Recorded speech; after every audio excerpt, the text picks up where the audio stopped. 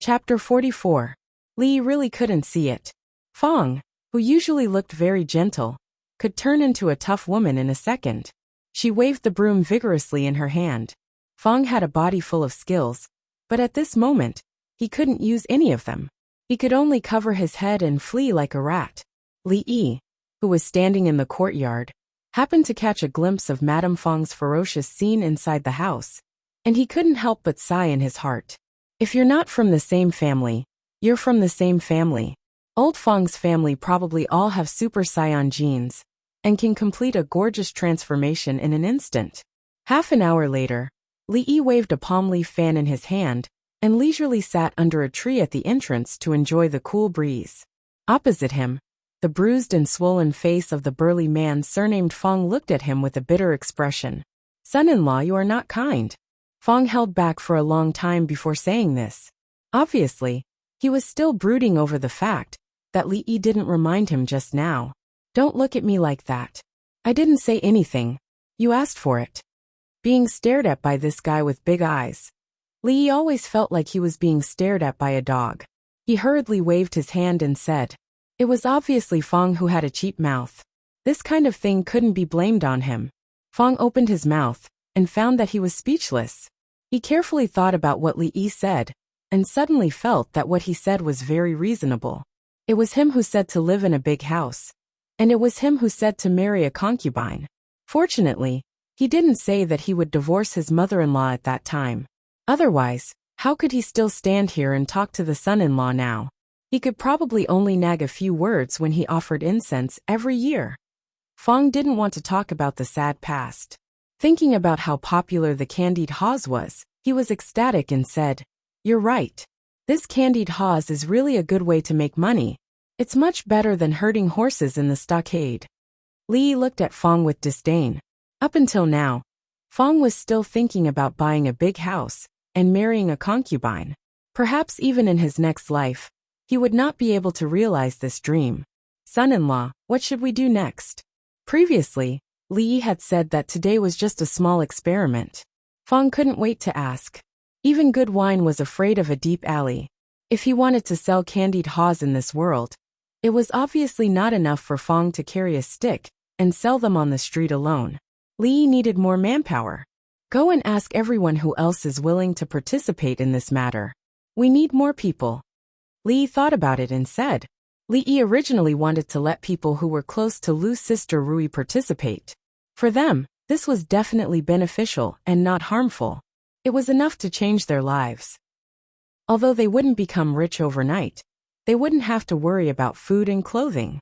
However, he didn't want to force others. This matter still needed to be decided by them. "Do you still need to ask? Only a fool wouldn't do something to make money." Fong rolled his eyes, patted his chest and said, "Don't worry, son-in-law. Leave this matter to me." In his opinion, those who didn't want to make money were fools. It was difficult to even fill their stomachs while guarding the small piece of land at home, not to mention marrying a concubine and living in a big house. Good things should not flow to outsiders. Of course, Fong went to find his brothers who were familiar with him. In this era, it was undoubtedly very difficult for farmers who had been working in the fields all their lives to accept a new thing. In their eyes, only land and food were tangible and tangible things. However, since it was the son-in-law who asked, almost everyone agreed without any hesitation. After all, he was the man who gave their whole family a full meal. This kind of kindness was not to say that they would go through water and tread on fire. But when Li needed them, they would definitely stand up. Although there were still some doubts and apprehensions in their hearts, everyone chose to believe. When old Fong showed him what he had gained on the first day, his apprehension vanished like smoke in thin air. To be able to earn a net profit of 100 copper coins in a day, for them, this kind of speed that was like robbing money was undoubtedly very attractive. That night, everyone was busy. A few women washed the hawthorns overnight and boiled them into a sugar paste. Fong and the others skewered the hawthorns and coated them in the sugar paste. Finally, they sprinkled some stir-fried sesame seeds on top. The next day, when the sun had just risen, they hurried down the mountain. Naturally, the movement of so many people could not be hidden from others. The plump lady Wu stood at the door of her house and watched as Master Fong and the others carried strange sticks out of the stockade. She curled her lips and said in a small voice, "A group of idiots. Sooner or later, they will be killed by that poor scholar." In a very luxurious mansion in the Qing, a prefectural city, the atmosphere today was different from usual. It was very jubilant. The servant girls and manservants who walked around the mansion all received double the usual amount of money.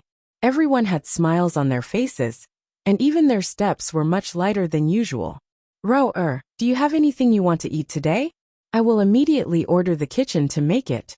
In a wide hall, a middle-aged man dressed in luxurious clothing smiled as he spoke to the beautiful woman beside him. The woman looked at the table full of delicious food in front of her and smiled helplessly.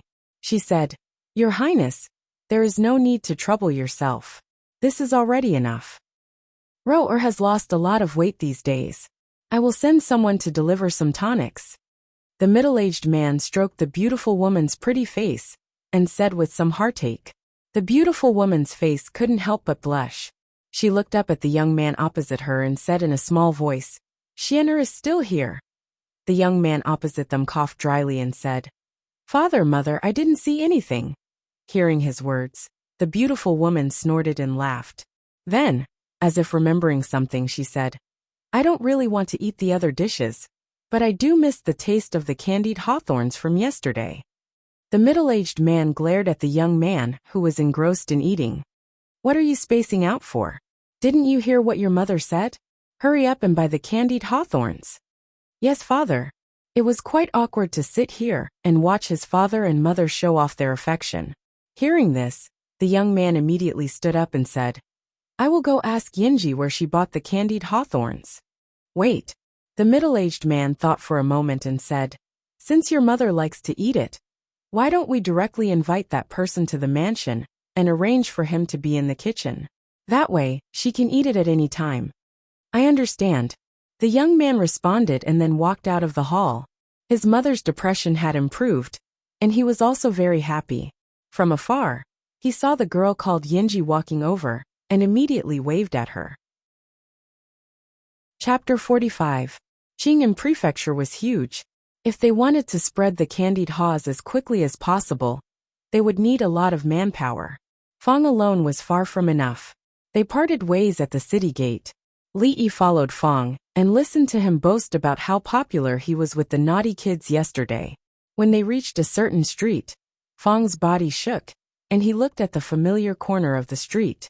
A dozen naughty kids were gathered there, their faces full of anxiety. "What candied haws? Are you guys lying to us? Liars are puppies.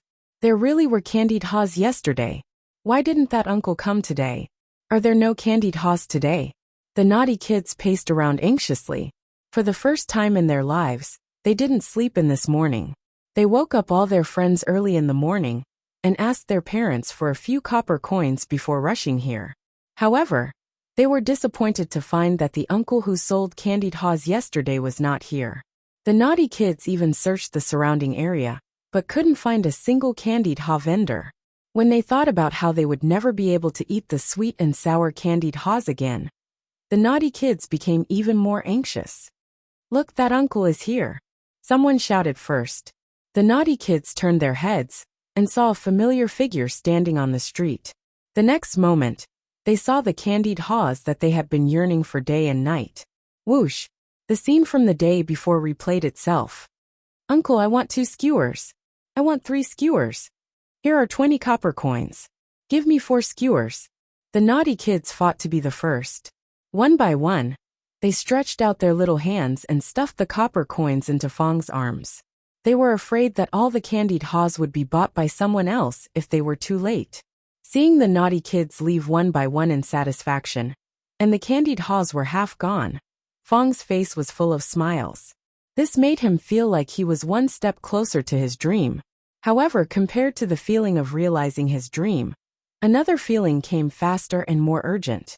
Not long after, Fong held his stomach, bent over, and said to Li Yi, "Son-in-law, please look after him for a while. I'm going to relieve myself." Without waiting for Li Yi to nod, Fong had already disappeared. Li Yi originally wanted to wander around the city, but now he could only wait for Fong to return. After a while, a few sticks of Tonghulu were sold. Almost all of the buyers were naughty children, or some adults who were pestered by naughty children.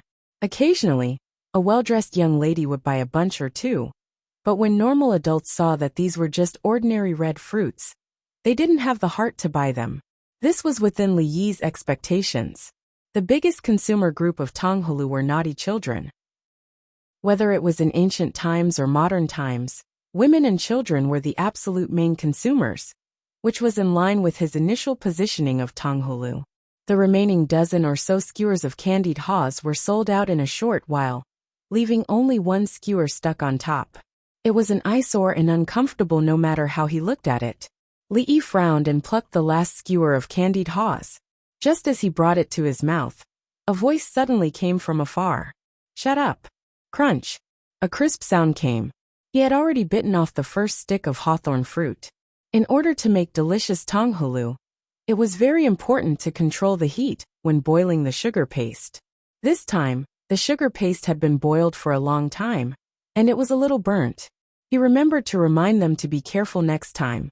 Then, Li Yi raised his head and looked at the young man who was trotting over. After a moment of surprise, two voices came almost at the same time. "It's you! It's you!" The young man was also a little surprised. He didn't expect that the person selling the Tonghulu was actually the scholar who painted the last time. Of course, Li Yi also recognized this friend at once. After all, he had only met one rich man in this world who was willing to spend 10 taels of silver to buy a painting. After a short moment of surprise, the young man moved his eyes away from Li Yi's face and looked at the last stick of Tonghulu in his hand, which he had already bitten off. "You!" He stretched out a finger and pointed at Li Yi. Just as he said one word, he suddenly waved his hand dispiritedly, grabbed Li Yi's arm, and said, "Follow me." "What are you doing?" The young man was thin and weak, but he was quite strong. Li Yi staggered and was forcibly pulled forward by him. "Did you make this Tonghulu? Let go of me first." "Is it you or not? So what if it is?" "That's right. Life was like being F***ed.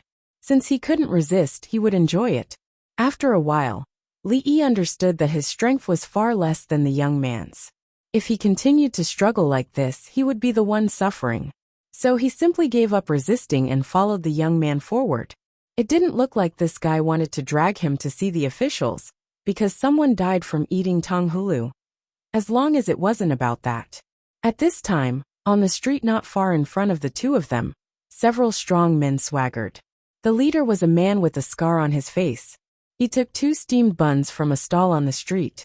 The stall owner saw that the man swaggered away without paying, and a trace of anger flashed in his eyes. Finally, he sighed and could only accept his bad luck. He dared to be angry, but didn't dare to say anything. "Big brother, look who that is." Suddenly, one of the men beside the scarred man trembled, and suddenly pointed to the front, as if he had seen something. When the scarred man heard this, he looked up and saw a familiar figure. He was slightly startled, and his face immediately became gloomy. How could he forget that he was beaten up by a few hateful guys in the alley that day? He was beaten miserably. The saddest thing was that he was arrested and sent to jail for several days. Not only did he eat moldy food, he didn't even have a comfortable place to sleep. Every time he dreamed of those days, he would wake up in a cold sweat. The source of all this was because of the guy who made him gnash his teeth in hatred when he thought about it. And the scholar who he would only be satisfied with if he could destroy the people had now appeared in front of him again. Follow them. Even if these ruffians were bold, they still didn't dare to do anything too presumptuous on the street. With a gloomy face, they ordered and followed far behind the two people. Until now, Li still didn't know where the young man was hurriedly dragging him, and what they were going to do. Just as he was about to ask again, there was suddenly a burst of chaotic footsteps behind them. In an instant, the two of them were surrounded. "Who are you people? What do you want?" The young man asked with a frown when his path was blocked. "Brat, if you know what's good for you, hurry up and scram. This has nothing to do with you." The scarred man glared at the young man, and then looked at Li Yi with extreme hatred in his eyes. Chapter 46. When he saw the Scar-faced man again, Lee knew that things were going to be bad. Just by looking at the hateful expression on his face and his fiery eyes, it was obvious that this guy was a very vengeful person. Last time, he had Fong and the others by his side to protect him. This time, it was just the two of them. Moreover, the young man beside him did not seem to have much combat power. It was likely that he would be defeated this time. The two of them had already passed through the most bustling street. At this time, there were only a few passers-by on both sides of the road. These people had clearly planned to surround them here. Scram! Although the young man did not recognize the scar-faced man in front of him, it was obvious that the other party was up to no good. His face darkened as he spoke coldly. It was obvious that the enemy was strong while he was weak, but this young man was still so unyielding. This caused Li Yi to involuntarily look at him a few more times. He was not afraid in the face of danger, and did not bow down to evil forces. He had some of the demeanor that Li Yi had in the past. "What did you say?" The scar-faced man's expression froze. He looked at Li Yi, and the young man in front of him with a gloomy expression. "Can't you see that I have so many people on my side? You actually dare to speak to me like this?" Thinking of the scholar's reaction last time, the scar-faced man looked at the two of them again. Could they be blood brothers? "Brat, I originally wanted to let you go today. Now don't even think about leaving." The scar-faced man stared at the young man with an unfriendly gaze and said fiercely. Without those abnormal fellows from last time, the scar-faced man did not feel any pressure in his heart.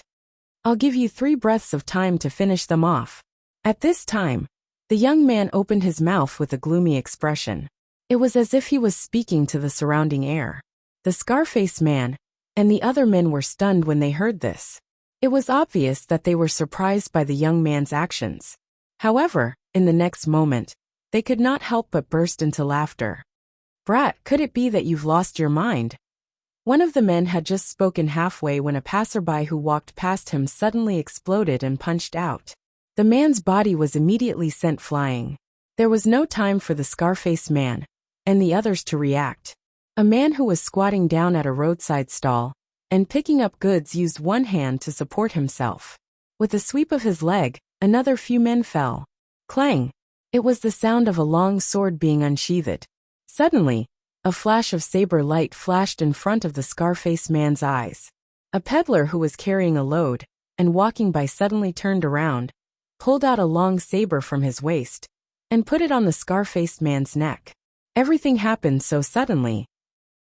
Not only did the scar-faced man and the others not expect it, but even Li Yi was stunned. What the hell was going on? "Let's go!" At this moment, the young man grabbed Li Yi's arm again and walked straight past them, as if nothing had happened. The scarred man stood there in a daze, cold sweat dripping down from his forehead. Steamed bun was once again held at knife point.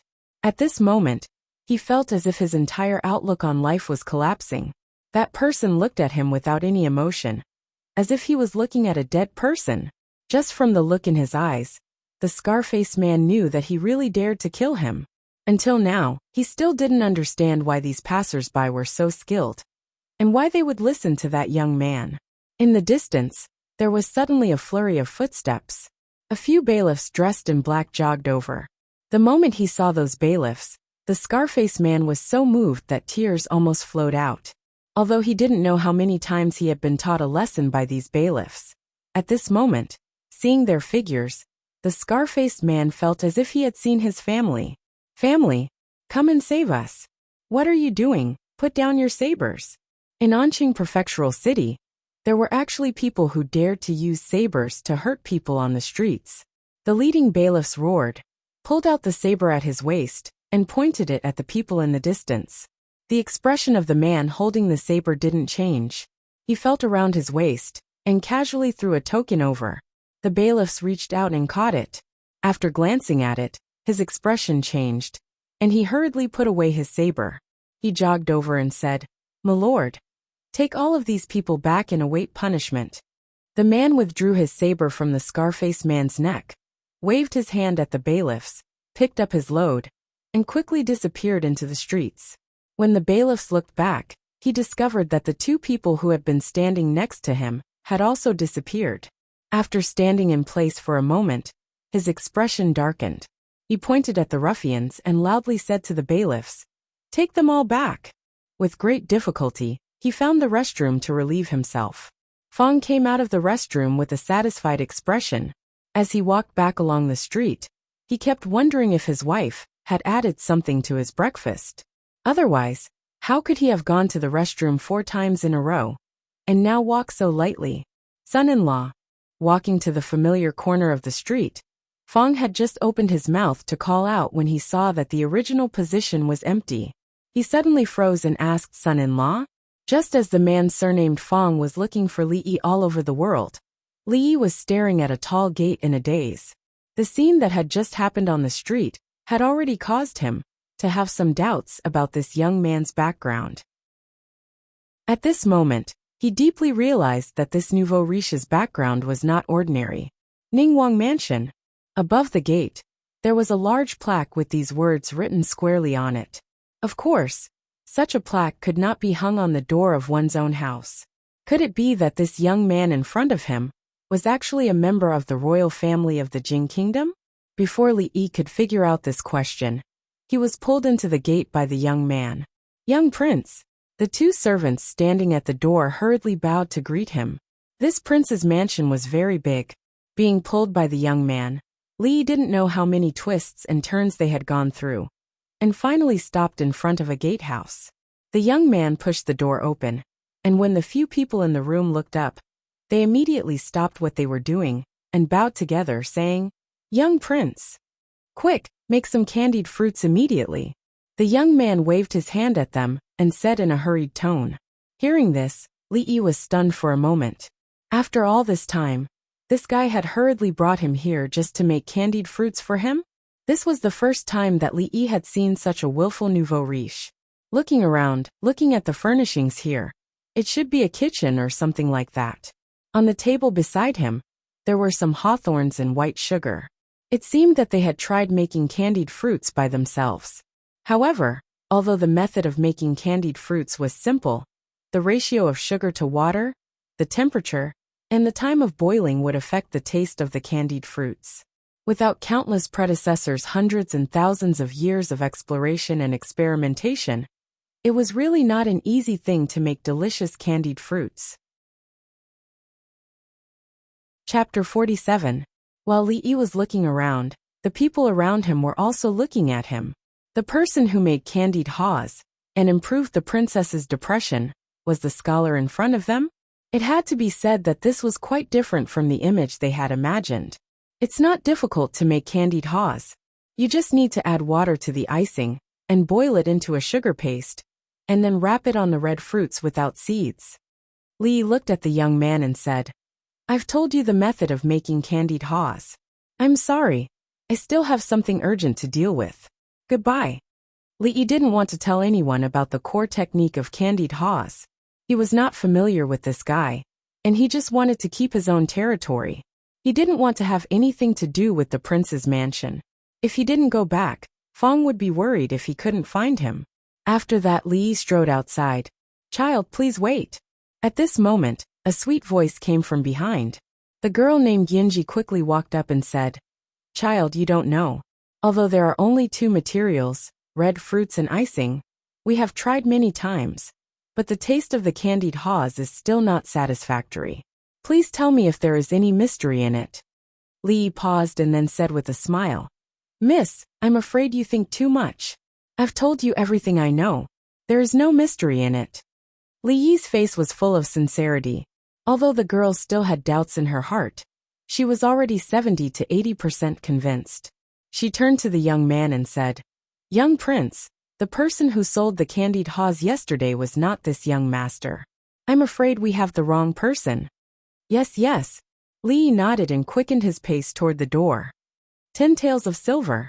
At this moment, the young man suddenly said. The girl was stunned when she heard this. She didn't know what the little prince meant.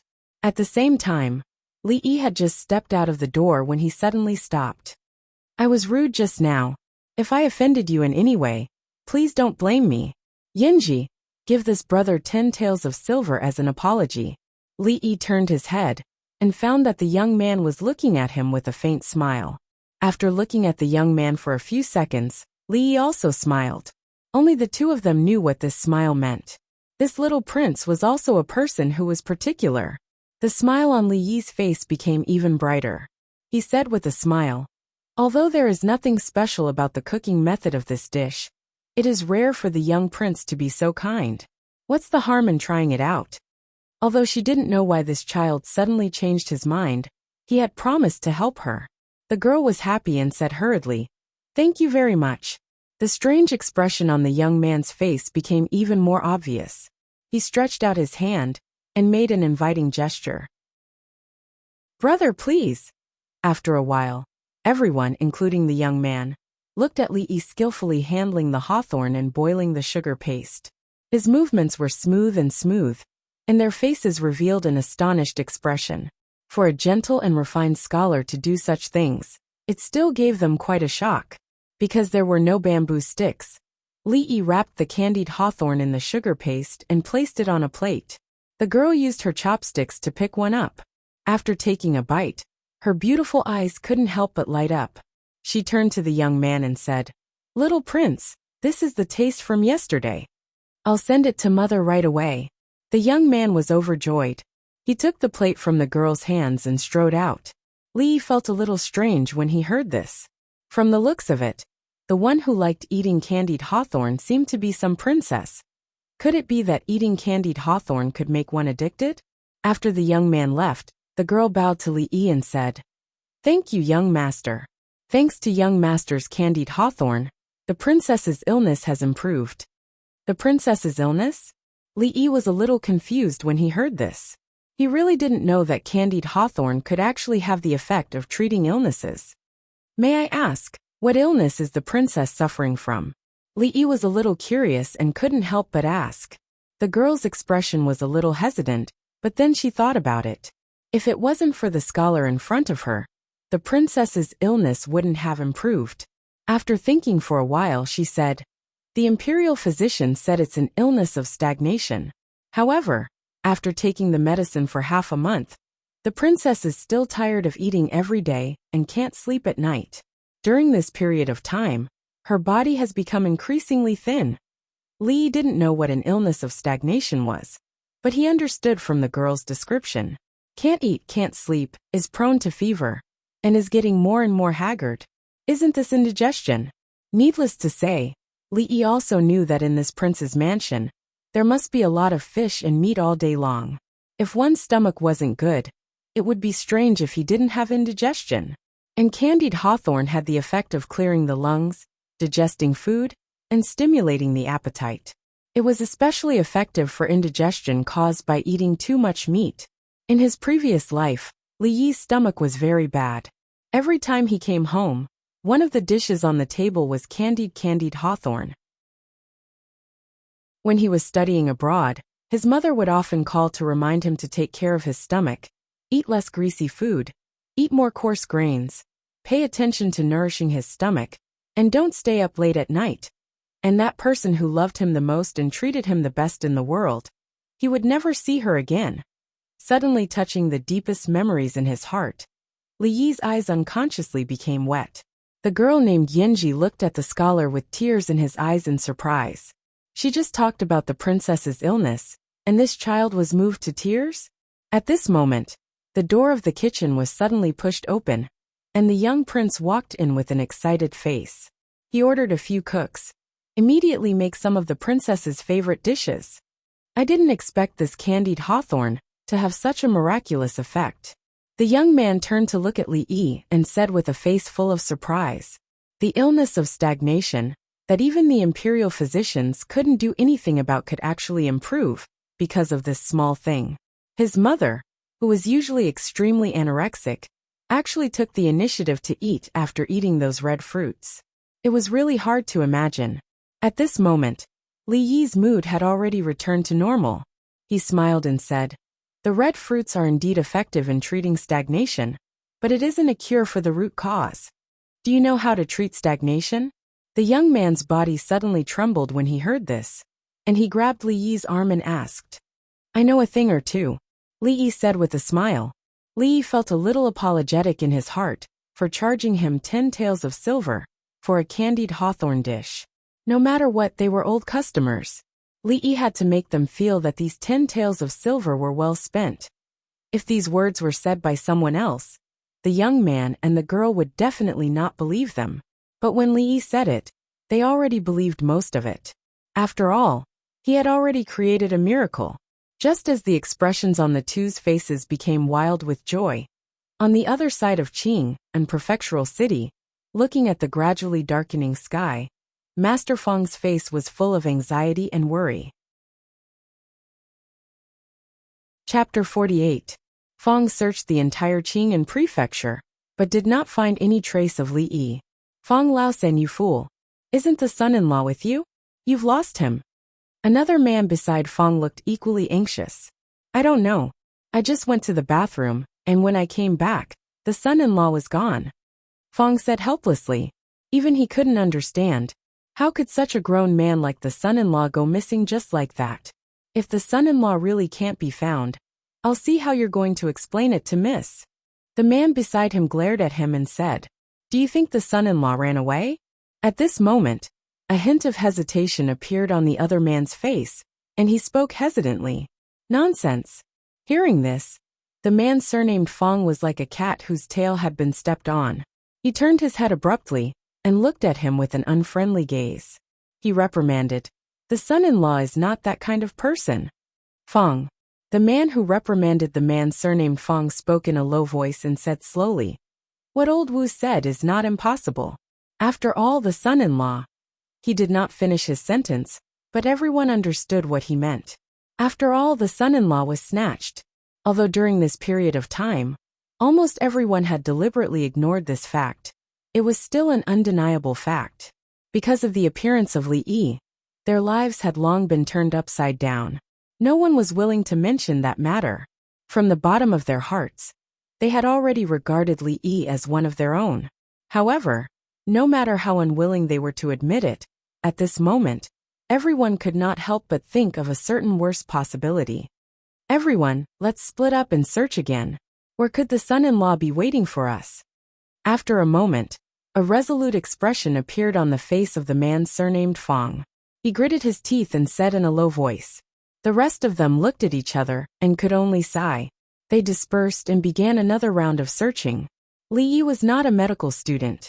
If the princess had any other illness, he, who had not digested a medical book, naturally had no right to speak. But when it came to treating gastrointestinal problems and indigestion, he could be considered half an expert. In his previous life, in order to adjust his stomach, his mother had used all kinds of methods.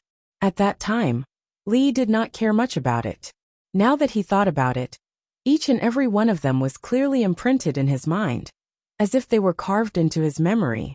Li did not give them a long lecture on modern medical theories and directly said, Other than using red fruits and sugar to stir-fry candied haws, you can crush corn and yam together and boil it into porridge. It will also have a miraculous effect on treating Wang Fei's illness.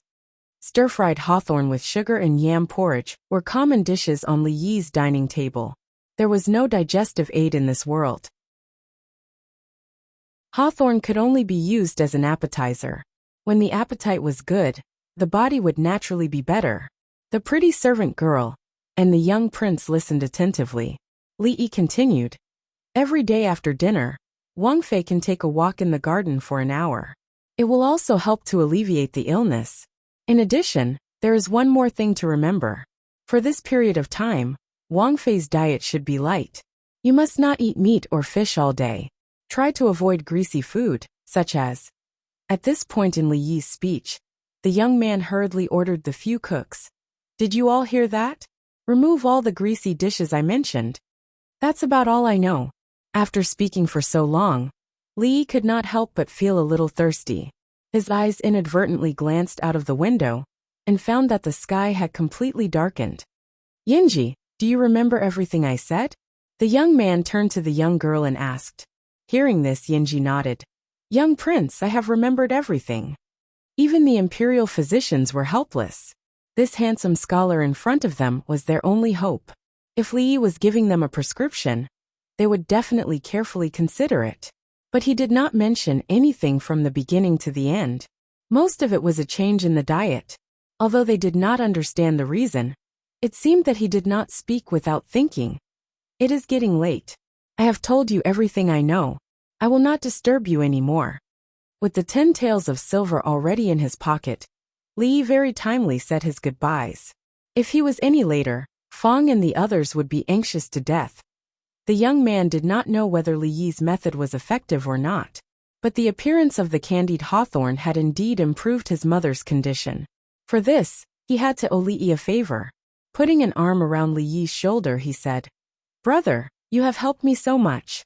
If I do not thank you properly, I will feel very sorry. How about this? We will hold a banquet in the Jade Courtyard tonight. We will not stop until we are drunk." During this period of time, his mother's illness had almost become a sore point in his heart. Now that he had seen endless hope, he was extremely carefree. There is no need for a banquet. I have urgent matters to attend to at home. Hey brother, this is not right. Are you looking down on me? I do not mean that. Then follow me. The young girl named Yinji watched the young prince and the scholar leave with their arms around each other's shoulders. Her pretty face could not help but show a trace of a smile. This young prince of her family was good at everything except for the fact that he did not have any arrogance. He looked like a playboy. If he were to inherit the throne in the future, the young girl really could not imagine what kind of situation it would be. This thought only appeared in her mind for a moment, and she hurriedly left the kitchen. Although she remembered everything that the scholar had said just now, it was hard to guarantee that she would not forget it in the future. It was better to find a piece of paper and write it down quickly. Li Yi was hurriedly dragged out of the prince's mansion by the young prince, who did not look like a young prince at all. Outside the Willow Leaf village, the big man surnamed Fong walked into the village in a daze with a blank face. The few men behind him also looked worried. On the other side of the village, the young servant girl was busy in the kitchen. She was humming a little song that the son-in-law taught her. It was unknown what she was thinking, but the corners of her mouth slightly curled up, and her 2 black eyebrows curved into a beautiful arc. It is almost the Mid-Autumn Festival. When the son-in-law comes back, it is time to make some mooncakes. The young servant girl murmured. Suddenly, there was a knock on the door in the courtyard. The son-in-law is back. The young girl's face lit up with joy. She ran out of the kitchen with light steps, crossed the courtyard, and opened the door. When she saw the familiar face of Fong, the smile on her pretty face became even wider. "Uncle Fong, you are back." After looking around, she found that other than the big man surnamed Fong and the others, there was no sign of Li Yi. A trace of doubt appeared on the young girl's pretty face, and she asked, "Where is the son-in-law?" Fong raised his head and looked at Xiao Huan with a complicated expression. After a long time, he opened his mouth with some difficulty. The son-in-law is missing." "What?" The young girl's delicate body shook when she heard this. After she recovered, her pretty face immediately became pale. Chapter 49. "Miss, it's all my fault. I should have stayed by the son-in-law's side." Master Fong lowered his head and spoke in a low voice. His face was filled with remorse. Lu Rui's expression did not change. After a moment of silence, she nodded and said, "I understand." Unable to read the emotions in her heart, Master Fong and the others opened their mouths, but did not say anything in the end. When they left with a sigh, Lu Rui leaned against the door with her sword in her arms. She looked at the almost full moon in the sky, and her pretty face was as cold as ever. The young servant girl stood in the courtyard with red and swollen eyes, and stared in the direction of the courtyard door. After a long time, she sniffed hard and murmured, "The son-in-law will definitely come back." After an unknown period of time, Lu Rui walked into the room, and looked at the woman in the room. She said, "Sister, do you need me to go down the mountain?" Lu Rui knew what she wanted to say and did not wait for her to finish. She waved her hand and said, "There's no need." As she spoke, she looked a little absent-minded. Even though the two of them were not husband and wife, they were husband and wife after all. At this moment, she could not help but feel a little disappointed. Her initial plan was to let Li Yi go after a few days. But as time passed, her thoughts changed. No matter what, she would have to get married in this lifetime. In the past, she had always been busy for the sake of living, and had never thought about these things. But these days that slightly thin figure, in a relaxed manner, had inadvertently carried this family on her shoulders. She no longer had to worry about those things that she needed to worry about in the past. Occasionally, she would think that if he was unwilling to leave, and they could continue like this for the rest of their lives, it would not be unacceptable even if the act between the two of them became real. But in the end, this was no longer possible. The Jadeite Courtyard. The name of this courtyard sounded indecent. Just from the name, one could tell that this was probably the same as Ihong Courtyard, and Kwai Hua Li suspected that tonight was not just a simple meal. This young prince's way of doing things was completely different from what Li Yi had imagined. He always went out alone without a few lackeys. It was a great waste of resources. But thinking of the scene on the street in the afternoon, Li Yi immediately understood. On the surface he was alone. Who knew how many people were secretly protecting him? An ordinary passerby, or an inconspicuous peddler on the street, could turn into the ultimate bodyguard in an instant. Remember, after we go in, don't call me young prince. Just call me brotherly. When they walked to the Jadeite courtyard, the young prince named Li Xian suddenly put his arm around Li Yi's shoulder and said in a low voice. Li Yi nodded. He was not surprised at all. People who wandered around in Jianghu used an alternate name to save their lives. When they visited a brothel, they still used the title of Little Prince. If this was spread out, their prince's father would probably break their legs. By the way, I still don't know this brother's name, Li Xian suddenly asked after taking 2 steps. Li Yi. Li Yi looked around curiously and whispered. After living for 2 lifetimes, this was the first time he had visited a brothel. He was a little excited. Brother, your surname is also Li. What a coincidence, Li Xian said in surprise. Although this guy was quite handsome, Li Yi still didn't want to have any fate with him. As soon as the two of them stepped into the Jade courtyard, a woman in her 30s with heavy makeup immediately greeted them. She squeezed out a smile and said, Hey, isn't this Li? You haven't been here for a long time. Li Yi was stunned for a moment before he realized that the madam wasn't talking about him. Then, he looked at Li Xian with a surprised expression. So this guy was actually a regular here. At this time, Li Yi couldn't help but have some doubts in his heart. Was this guy really a young lord? Don't say anything unnecessary. Where is Miss Zuemo? Hurry up and call her out. Li Xian waved his hand and threw her a silver ingot. He said impatiently. Li Yi turned to look at him. Didn't he say that he would treat her to a meal? How did it become a brothel to sleep with girls? His chastity of 2 lifetimes couldn't be casually given away here. If this guy made any unhealthy suggestions later, he must refuse without hesitation. The madam caught the silver and was slightly happy. But then she said with a troubled expression, Li, you know that Zuemo is our top artist here. It's up to her whether she sees guests or not. I can't force her. Li Xian frowned when he heard this. He hated people who didn't do anything after receiving the silver. Seeing this, the madam hurriedly changed the topic and said, However, Zuemo's program is about to start. Why don't I ask her after her program is over? Li Xian waved his hand and said, Forget it. I just want her to sing a song to liven things up. Since she is going on stage in a while, it will save me the trouble. The madam muttered in her heart. Every time this Li came to the Jade courtyard, he didn't look for a girl. He just wanted to listen to Zuemo sing. It was really strange. However, she didn't dare to say this out loud. After all, this was her financial backer. A thick smile immediately appeared on her face, and she called out, Gentlemen, please follow me to the private room. Drunken Emma will be here soon. The private room that the madam mentioned was a relatively spacious room. The floor was covered with a clean carpet, and there was a space in the middle separated by a curtain. After the madam led Li Yi and Zuemo to sit down, she excused herself and went to work. In front of the two of them was a long, short table. There were many fruits and all sorts of dishes on it. Li Xian sat cross-legged on the table. He casually picked up a grape from the table and popped it into his mouth.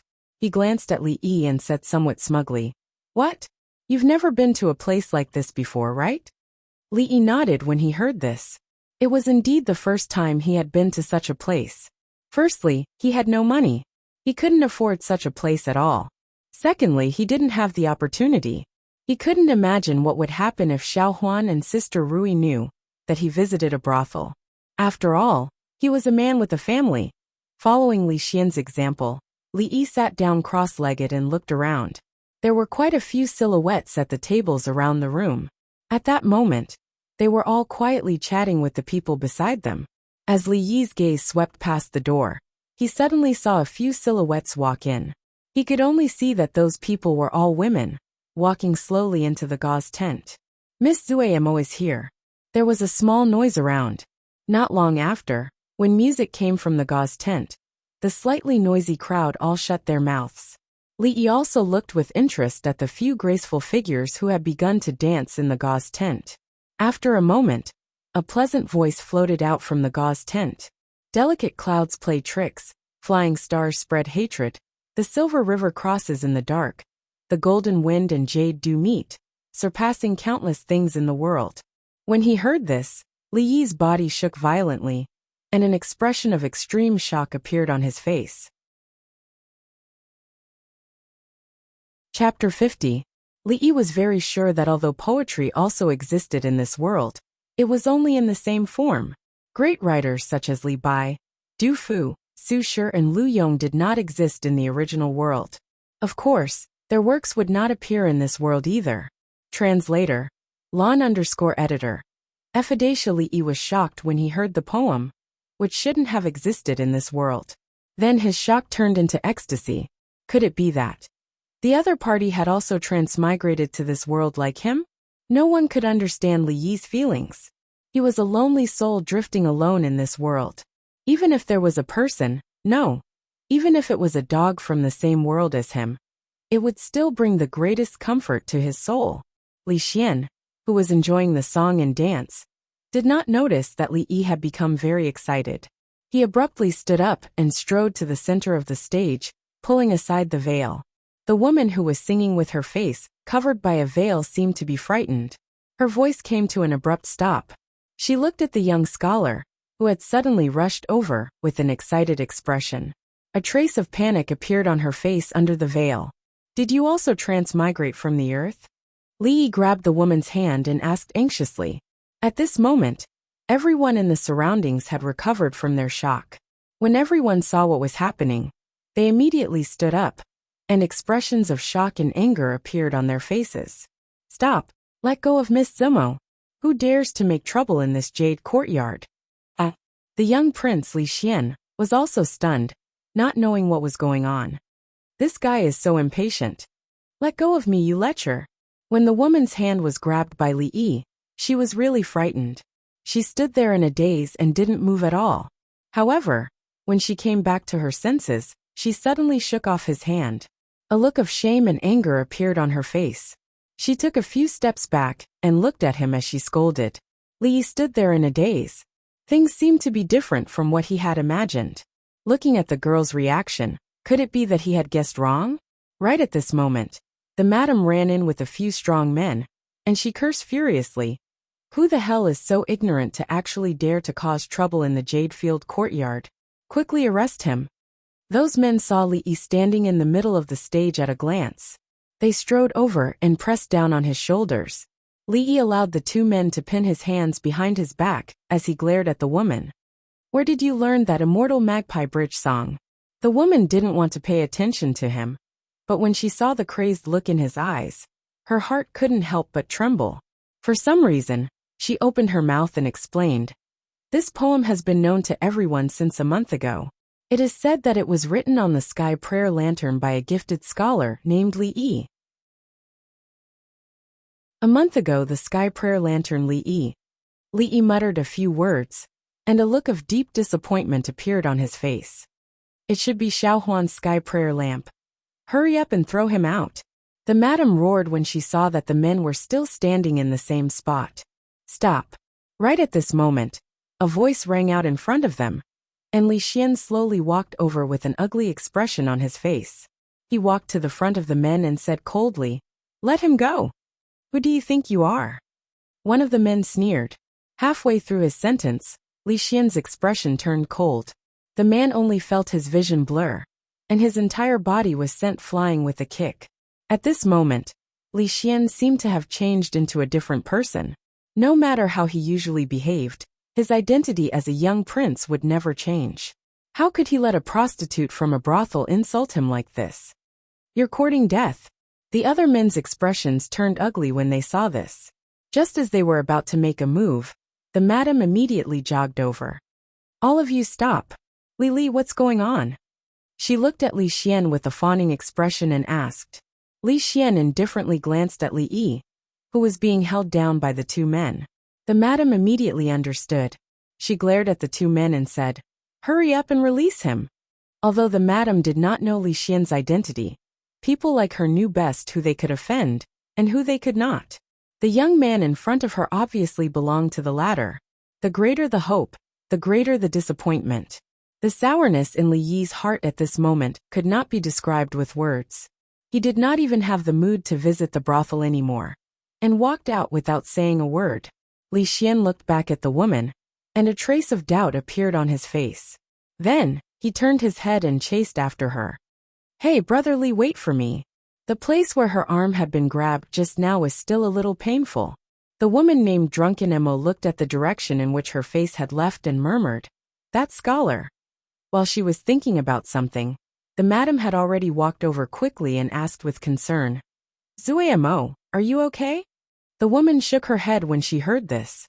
The madam's heart immediately calmed down. Any accident to the top artist of the Jade Courtyard would be a great loss to them. Whether it was in his previous life or this life, Li Yi had never touched a drop of alcohol. But at this moment, he just wanted to get drunk. A toast to the past, and never look back. The dead were dead, and people always had to look forward. The faces of Xiao Huan, Lu Rui, and even Feng appeared in his mind. Li Yi took a deep breath, and strode to a wine shop on the street. "Shopkeeper, bring me the strongest wine you have here." A fat shopkeeper came over and looked at Li Yi with a smile. "Young master, our strongest wine here is too strong, ordinary people." "Cut the crap. Are you afraid that I can't afford it?" "Pa." A silver ingot had been slapped on the table by Li Yi. "Okay, wait a moment, young master, the wine will be here soon." When the shopkeeper saw the silver ingot, his eyes lit up, and he hurried to the counter to get the wine.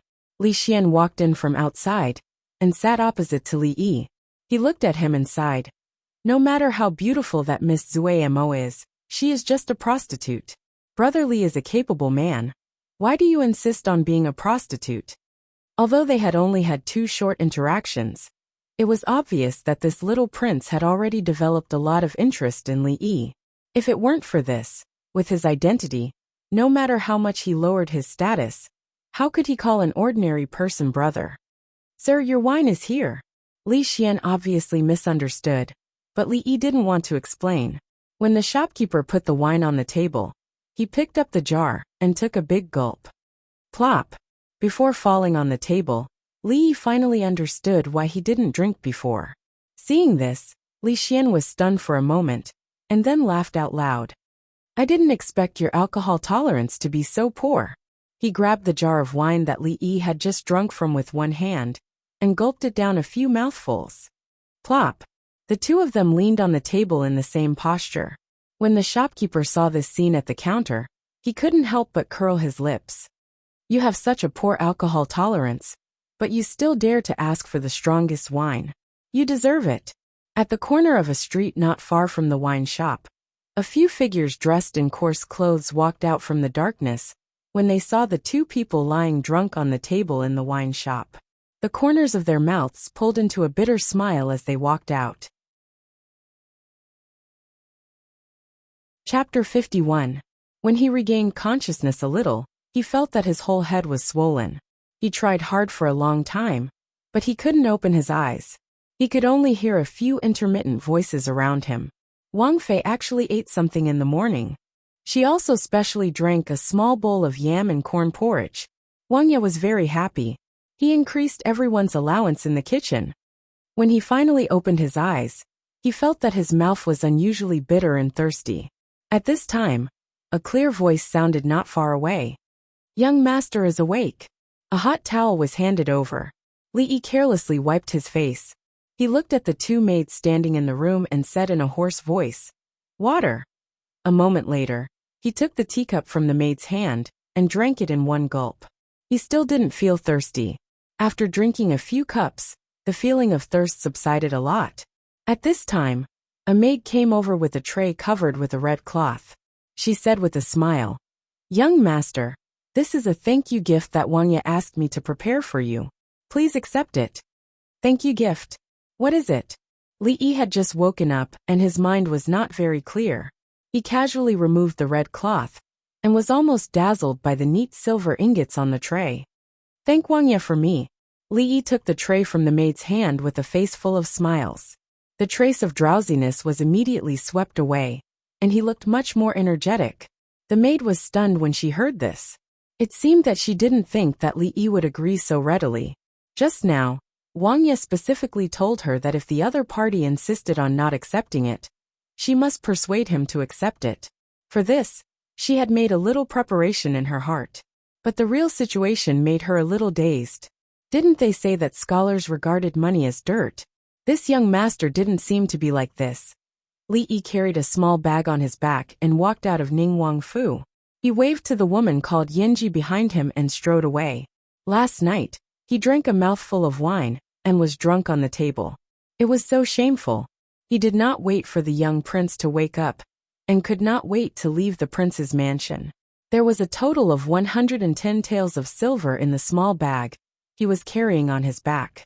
Although it was only about 50,000 renminbi, this was indeed the first large sum of money that Li had received since he came to this era.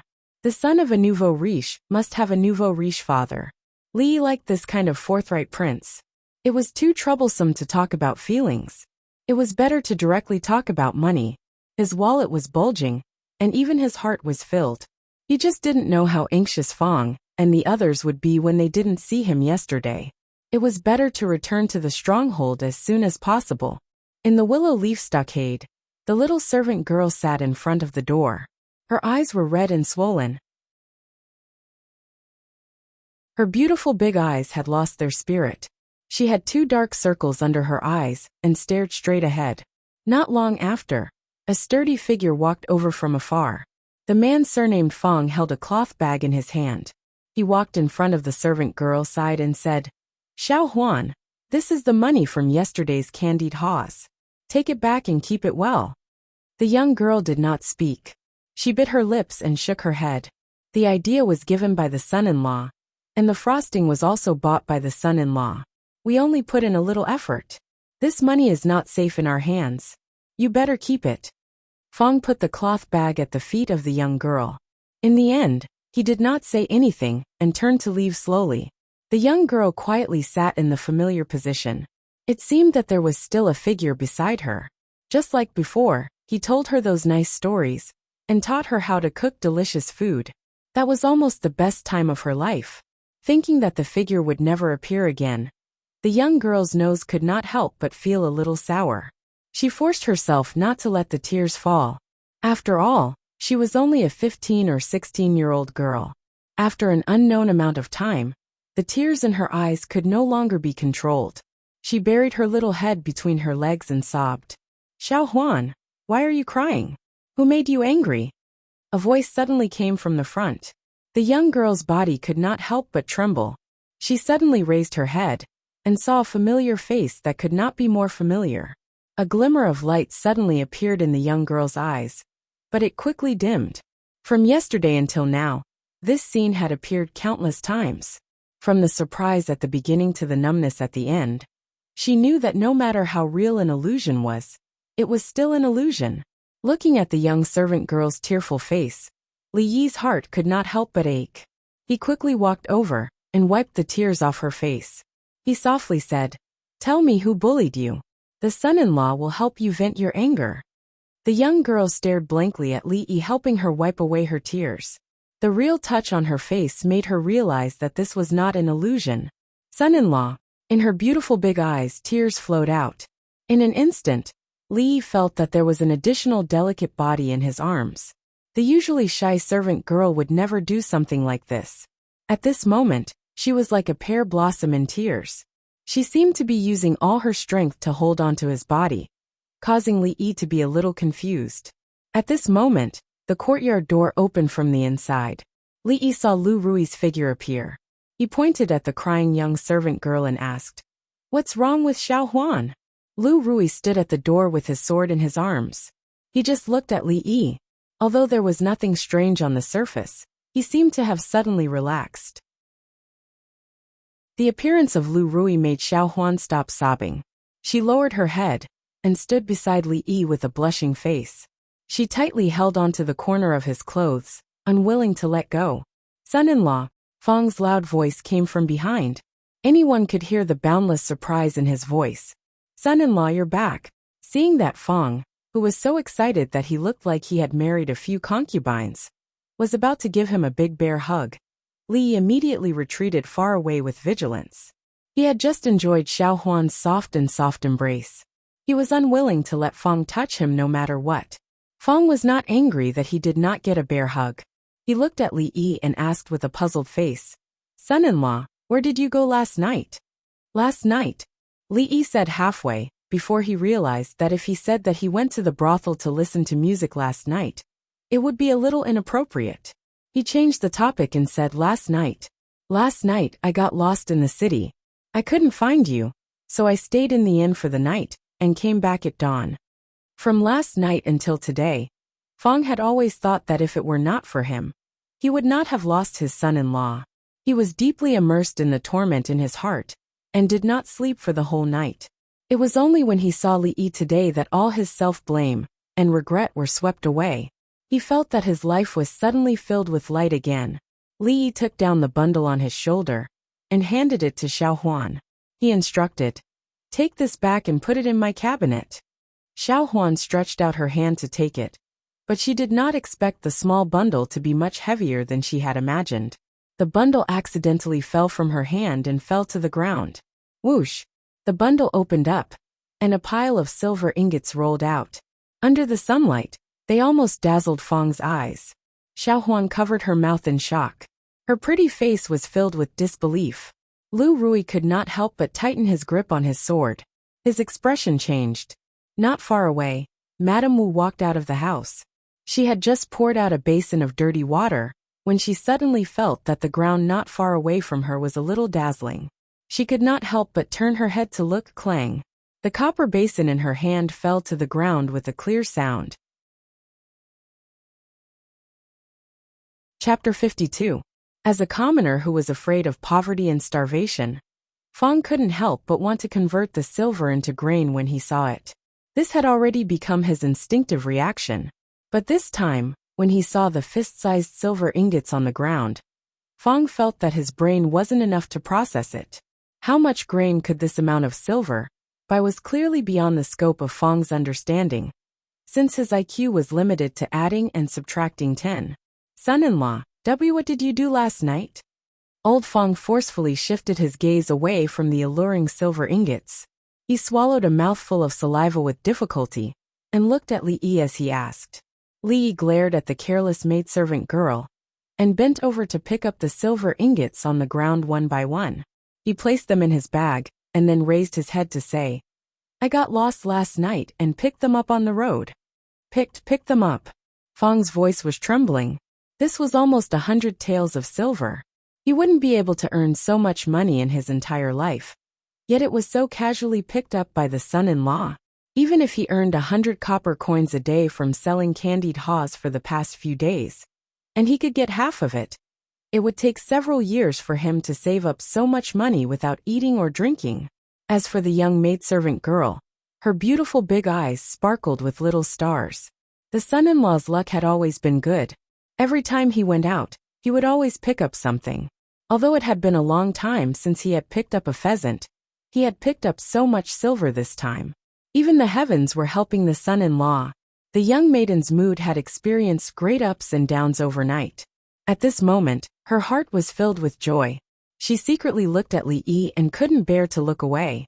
Seeing Li Yi and the others walk into the courtyard, Madame Wu stood there in a daze.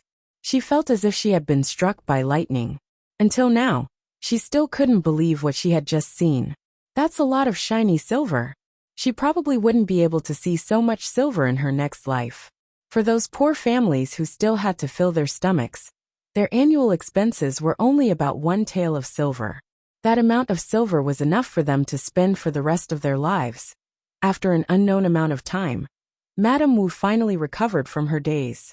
She picked up the copper basin from the ground and walked into the room in a daze with an unknown expression on her face. 100 taels of silver was not a small sum, and how to spend it was still a problem. Naturally, Li Yi would not be like Fong and the others. The first thing he thought of when he had money was to buy food. Under the situation where there was no shortage of food at home, what he needed to consider was of course how to make the most of the money, how to use the 100 taels of silver to make more money. After all, no one could guarantee that he would always meet a rich man like Prince Ning and his son. Silver was common, but tycoons were rare. If he wanted to earn enough money to enjoy his old age, he had to rely on himself. Originally, he wanted to slowly accumulate enough money through the candied haws, but changes often came faster than he planned. Now that he had some assets, he could obviously skip this step. However, the candied haws business still had to continue. At least in the short term, there was still a lot of profit to be made from the candied haws without any market competition. Of course, there was another important reason. Although the money was nothing to him, it was enough to change the lives of Fong and the others for the rest of their lives. Li Yi did not want to lead the entire village out of poverty and become rich, but Fong and the others were his people. He couldn't just watch them eat dirt while he lived a luxurious life. Li Yi's only dream at this stage was to earn money, a lot of money. At least, it would be enough for him to retire for the rest of his life. As for the specific amount of money, Li Yi did not have a number in his mind. In short, the more the better. With a starting capital of 100 taels, according to Li Yi's previous plan, he could consider purifying high alcohol content or making soap to make money. Before distillation and purification was invented, the alcohol content in this world was actually very low. Most of the rice wine was below 10 degrees, and the highest was no more than 20 degrees. It was only under this premise that it was possible to not get drunk after 1,000 cups. If it was the white wine with 50 to 60 degrees in the future, those so-called wine heroes would have died of alcohol poisoning many times before they could drink 1,000 cups. The alcohol content of the wine that the shopkeeper brought out last night should not be very high. How could it encounter someone like Li Yi who would faint at the slightest smell of alcohol? He was knocked out in one gulp after drinking it. The wine culture was also very prosperous in this world. The higher the alcohol content of the wine, the more they sought after it. Presumably, this would also be an unimpeded way to make money. The sterilization and disinfection of wounds also required high alcohol content. Li still cherished his life very much. If a modern person died from an infected wound in the future, it would be a great shame. Apart from distilling the alcohol, the production of soap had to be put on the agenda as soon as possible. The legendary thing called pancreas, which was used for bathing, was also very rare in this world. Li Yi had specially looked for it in the market of the prefectural city, but he did not see anyone selling it. After asking, he found out that the production method of pancreas was very complicated. The secret recipe was also in the hands of the royal family, and very few people. It was a luxury that only a few people could use, and it was basically impossible to see it in the market. Even if it did appear, it would be quickly bought at a high price. Something that couldn't be more ordinary in the future had immediately become a luxury in this world. This was naturally a good thing for Li Yi. In the past, he had also personally DIY handmade soap with the mentality of playing around. It did not require many materials, and the process was also not complicated. Even now, he still remembered the production method. The simplest handmade soap could be made with water, vegetable oil, and sodium hydroxide. The soap made with this method did not contain any additives, had a strong ability to remove dirt, and did not cause any harm to the human skin. Although there was no ready-made sodium hydroxide, it could be easily produced with slaked lime and soda ash. There was no difficulty. After thinking about it in his heart, Li Yi decided to start with handmade soap. He had really had enough of the days where he had to rely on his hands to bathe. As he was thinking about how to carry out this plan, he unknowingly walked into the inner courtyard. Suddenly he heard a strange sound. Li Yi raised his head and saw a graceful figure moving around in the courtyard. A long sword that shone with a cold light was as agile as a snake. Seeing Lu Rui draw a beautiful flower with the sword and jump several feet away, Li Yi's heart was filled with extreme envy. If he could also have such skills, would he still be afraid of being bullied? If he encountered that scar-faced man again, he could easily deal with him by himself. At that time, with his extraordinary skills and pretty face, wouldn't he be able to become a handsome man with both the pen and the sword, easily gain a large group of female fans, and easily reach the peak of life? Looking at Li Yi's face from afar, Lu Rui sheathed his long sword and resisted the urge to kill him with one strike. Chapter 53. When he was young, Li Yi, like other boys, had dreams of being a wuxia. He had dreamed countless times that he could learn the best kung fu in the world and become a hero. He could fight against the strong and help the weak, travel the world with his sword, and leave a legend of chivalry in Jianghu. Especially after he came into contact with all kinds of wuxia novels and TV series, this idea became stronger and stronger. However, as he grew older, his thinking became less childish, and this idea gradually faded. In the 21st century, there was no wuxia Jianghu. As long as he was an adult with a normal brain, he would not always think about these illusory things like when he was young. But it was different here. In this world, Jianghu really existed. Although wherever there are people, there is Jianghu. The definition of Jianghu here was very broad.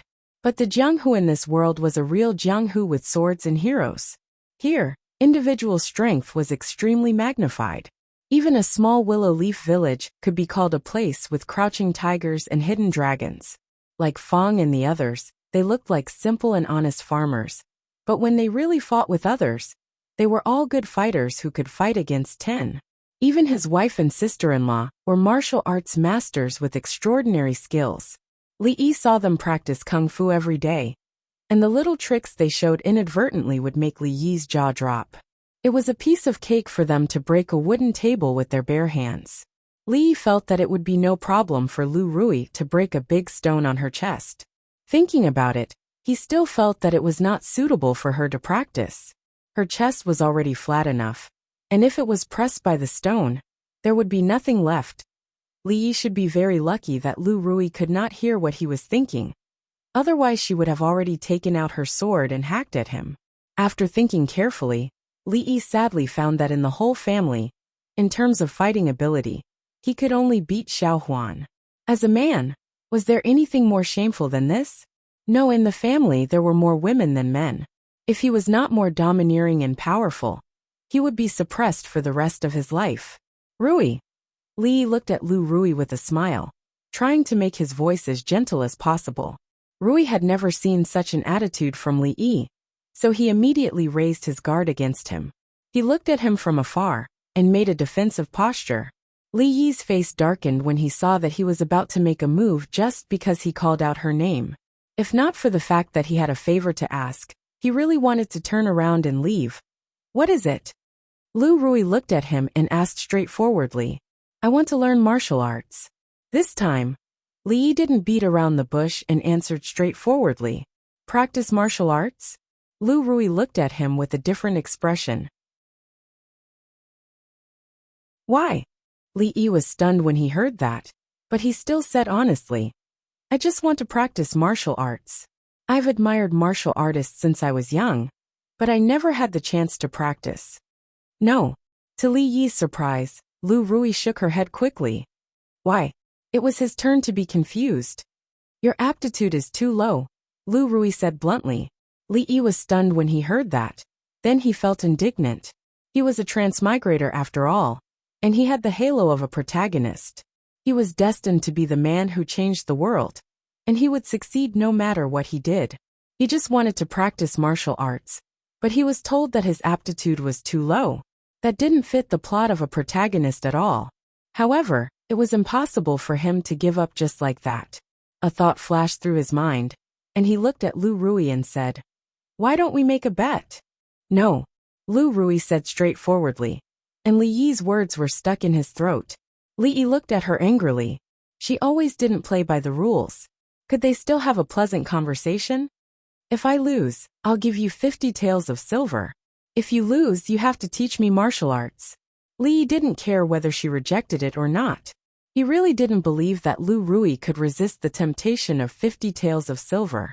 Sure enough, after hearing Li Yi's bet, Lu Rui raised her eyebrows, and she seemed to be tempted. 50 taels of silver was indeed not a small amount of money for her, and she could buy many things she wanted. She had never had so much money in her life. However, she also knew that since Li Yi said that, he must have the confidence to win. Based on her understanding of Li Yi, he wouldn't do things that he wasn't confident about. Li Yi knew what she was thinking at a glance.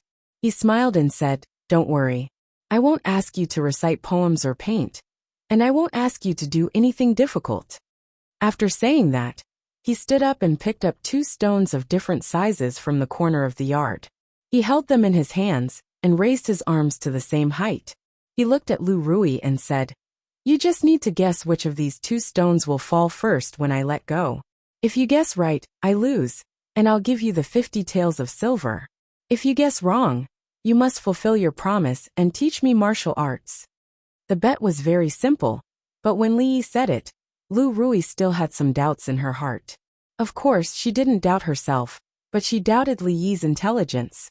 When 2 stones fell from the same height, it was common knowledge that the heavier one would fall first. Was there a need to bet? This bet was a situation where she would definitely win. If it wasn't for the elusive smile on Li Yi's face, Lu Rui would have suspected that he was really out of his mind and wanted to give her 50 taels of silver for nothing. She didn't worry that Li Yi would play any tricks. At such a close distance, no matter what Li Yi did, he wouldn't be able to escape her eyes. "What, do you dare to bet?" Li Yi looked at Lu Rui and said provocatively. "Why not?" Lu Rui glanced at him and said lightly, "She couldn't lose this bet no matter what. Why would she go against the money? Let's make a promise." Li Yi put down the stone and raised his hand. Clap. Lu Rui frowned, but she still reached out her hand and gave him a high five. "Let's begin. I'm guessing that the stone in your left hand will fall first." Lu Rui was referring to the bigger stone. "Don't rush." Li Yi didn't start immediately. He said with a serious face, "I have to get Xiaohuan to witness it. Otherwise, if you go back on your words, who am I going to talk to?" Lu Rui couldn't suppress the urge to slash him with her sword again. After a while, the servant girl stood beside them. She looked at Li Yi, then at Lu Rui and said, "Young master, second miss, we can start now." After that, she focused all her attention on Li Yi's hands. She couldn't help but sigh in her heart. Young master's 50 taels of silver was probably going to be gone this time. Even Xiaohuan knew that the big stone would fall first. How could second miss be wrong? "Watch carefully." Li Yi raised his arms to the same height and revealed an unnoticeable smile. He let go of his hands and the 2 stones fell to the ground. Bang! 2 stones fell from the sky and hit the bluestone slabs, making only a single sound. How is this possible? Upon seeing this scene, Lu Rui could not help but exclaim in astonishment. Chapter 54. That's impossible. Lu Rui's eyes widened. She was no longer as calm as before as she shook her head. The young maidservant beside her also opened her mouth in shock. She was not any less surprised than Lu Rui. When falling from the same height, a heavy object would definitely fall before a light object. This was a concept that had been deeply ingrained in their minds for more than 10 years. However, the 2 of them clearly saw that the 2 stones of different sizes had clearly fallen at the same time. "You must be cheating." Lu Rui looked up at Li Yi and said with certainty, "I knew you'd say that." Li Yi shrugged and said nonchalantly, "Try it yourself if you don't believe me." If the law of free fall could produce a different result from Lu Rui's hands, Then it would not matter, even if he lost 50 taels of silver to her. In another world, Aristotle once proposed the conclusion that heavier objects fall faster, with his enigmatic self-confidence, which dominated the Western academic world for nearly 2,000 years. One day 2,000 years later, Galileo walked up to the Leaning Tower of Pisa and threw 2 iron balls of different weights down. He proved the law of free fall with the 2 balls experiment. Similarly, in the current world, the principle that could be understood with a small experiment was also not discovered because of the ancient people's taken-for-granted concept. Lu Rui picked up another 2 stones to experiment with. When she saw the 2 stones fall to the ground at the same time in her hands, she was stunned. Then, she clenched her teeth and said, "Xiao Huan, try it." The reason why the law was a law was that it would not change due to objective conditions. Lu Rui was destined to fail if she wanted to challenge the law of nature. Why? Why is it like this? From afar, Li felt a little guilty as he watched Lu Rui mutter those words in a daze. It was as though the worldview she had built up over a long period of time was beginning to crumble. Was it too despicable to use such a method to deceive a weak lady? No, his sister-in-law was not a weak woman. If such a woman could become a weak woman, then the world would have been ruled by women long ago. You lost the bet. Can you teach me martial arts now? Li walked over and said to Lu Rui with a smile. Why? Lu Rui looked up at him and asked through gritted teeth. Why did the 2 stones fall to the ground at the same time? For the current her, winning or losing was not important. What was important was that the creed that had existed in her heart over the years had undergone an earth-shattering change. She needed to know the reason behind it. Xiao Huan also stared wide-eyed at Li Yi, her big eyes filled with the light of curiosity. It was indeed difficult for Li Yi to explain the origin of the law of free fall. Basic physics had not yet been established in this world, and it would be even more troublesome to explain the knowledge of acceleration to them. He thought about it and said, "You can think of it as saying that the speed of the falling stone has nothing to do with the weight of the stone. No matter how different the weight of the 2 stones is, if they fall from the same height, they will always hit the ground at the same time." This explanation was actually the same as no explanation at all. You only know part of it, don't you? After listening to Li Yi's explanation, Lu Rui looked at him with disdain. As a good young man who had received higher education, how could he be looked down upon by an ignorant woman in a feudal society? Li Yi looked at her and asked, "Do you know where the river flows from the back of the mountain?" "Nonsense, of course it flows down the mountain," Lu Rui said bluntly. "Why?" Li Yi looked at her and asked, "Why does the river always flow down the mountain and not up the mountain?" "Because." Lu Rui subconsciously opened her mouth to explain. However, the moment she said that word, she was unable to continue. Water flows from a high place to a low place. Was there a need for a reason? Li Yi's questions did not stop there. Why do the leaves on the tree always fall to the ground and not fly to the sky? Why can I see my own shadow in the water? Why are the colors of the rainbow after the rain always red, orange, yellow, green, cyan, blue, and purple? One question after another came out of Li Yi's mouth like a machine gun. Lu Rui opened her mouth for a moment, and then closed it again. She was completely stunned. In autumn, the leaves on the tree would fall to the ground. One could see their own shadow in the water, and the order of the colors of the rainbow. Weren't these things natural? Did these need to be explained? But why? Lu Rui and Xiao Huan stood in the courtyard, and questions began to appear in their minds. Li Yi's words seemed to have opened the door to a new world for them. It turned out that these small things that they did not pay attention to were not as simple as they seemed. Even in the small things, there is a great knowledge hidden. And in this world, not every problem has an explanation. Li Yi felt a slight sense of achievement as he enlightened the 2 of them on natural science for free. "Young master, why are these things?" The little servant girl looked up at Li Yi and asked in a daze. Li Yi. Since she was willing to bet, she had to be willing to accept her loss. Second Miss Lu's character was still very trustworthy. In the inner courtyard, Li sat on a stone bench and looked at Lu Rui, who was obviously unhappy. He asked excitedly, "Do you know the 18 dragons subduing palms?" "What's the 18 dragons subduing palms?" Lu Rui frowned and asked. It's the world's most ferocious palm technique. There's a dragon's roar when it's used. The wonders of the palm technique are unparalleled in the world. Li Yi explained with glowing eyes. I've never heard of it, Lu Rui said lightly. What about the six-pulse magical sword? Gather all the vital qi at the tip of the finger and release it through the air. It can seal the enemy's acupoints at close range and injure people with qi from afar. It's the world's top exquisite sword technique. I've never heard of it. Have you heard of the wave-like subtle steps? After mastering it, your body will be as light as a swallow. You can run on walls and walk on water. I've never heard of this either. Then you must have heard of Tai Chi. It's used to defeat the strong with the weak, overcome the strong with softness, complement each other with softness, borrow strength to fight strength, and move 1,000 pounds with little effort. After Li Yi finished, Lu Rui looked at him with a frown and said, I've never heard of anyone in Jianghu who has mastered the wonderful martial arts you mentioned. The 18 dragon subduing palms, the 6-pulse divine sword, the Tai Chi fist. According to what you said, even one of these supreme martial arts is enough to dominate Jianghu. However, no one in Jianghu can do any of them. Let's not talk about other things for now. Just the release of true qi alone is something that even a grandmaster expert would not be able to do. There's none of these. Li Yi's face showed an unconcealable disappointment.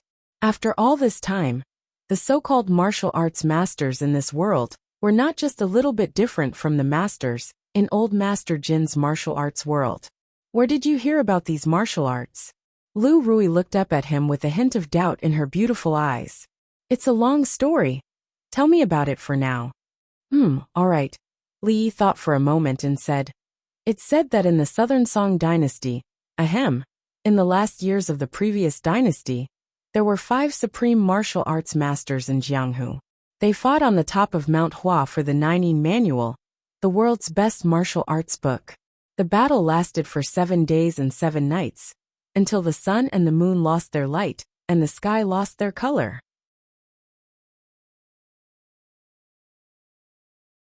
Chapter 55. Under the warm autumn sun, the handsome scholar lazily reclined on a stone bench. His magnetic voice reverberated in the small courtyard. A story named The Legend of the Condor Heroes had been changed and its background had been reset. This was the first time that it had appeared in this world. 5 ultimate skills. Hua Mountain Sword Competition. Nining Manual.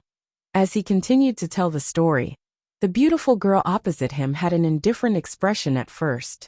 After a while, her expression gradually changed, and she involuntarily fell into the wonderful story. She had been practicing martial arts since she was a child, and had always been interested in the martial arts world. However, growing up in the village, she did not have the chance to come into contact with these things. She only heard a few words from other people, and she felt that the so-called Jianghu was nothing more than this. But at this moment, a real Jianghu that matched her expectations was taking shape in her mind and gradually spreading out. At a certain moment, another baby-faced girl walked out of the room and looked at them from afar. She murmured in a low voice, "Young master and second miss, what are they talking about?" A puzzled expression appeared on her pretty face, and she walked over curiously. After a long period of training, Li Yi's storytelling skills had been perfected. If he could no longer make a living in the future, other than moving a table to sell paintings on the street, he could also consider going to a theater to tell stories. Unknowingly, he had another way to make a living.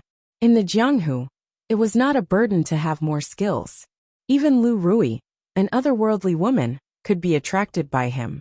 She was attracted by the stories of old Master Jin, and this made his self-confidence a little inflated.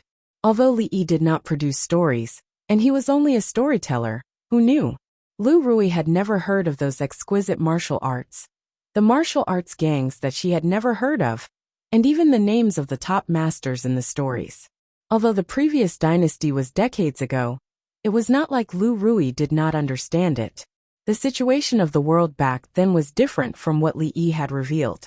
If that was the case, he had fabricated everything out of thin air. However, even though he clearly knew nothing about martial arts, some of his deductions had clearly reached a very profound realm. It even made her feel enlightened. Occasionally, she was enlightened, and her martial arts cultivation even showed signs of advancing to the next level. That's all for today. When are you going to teach me martial arts? The Legend of the Condor Heroes wasn't something that could be finished in a day. Even if he could read the original version in his mind, he would get bored after a long time. Let's talk about this in a few days. Although Rui was still very curious about the development of the story, the most important thing at the moment was to digest those insights. He waved his hand at Li impatiently and hurried back to his room. You. Li looked at her back in a daze. She left after listening to the story. Didn't she say that she was willing to admit defeat? Burning the bridge after crossing the river. Getting rid of the donkey when it was no longer of use. What kind of people were these? In the end, Lu Rui did not leave Li alone. She casually threw him a book about the basics of martial arts and let him practice by himself. Having such an irresponsible sister-in-law, Li couldn't do anything about it. Fortunately, he could absorb the books in the real world into his mind. After absorbing this basic martial art, he could quickly master the moves inside. However, it was just the form and nothing more. The might of these moves could only be revealed when paired with a unique mental cultivation method.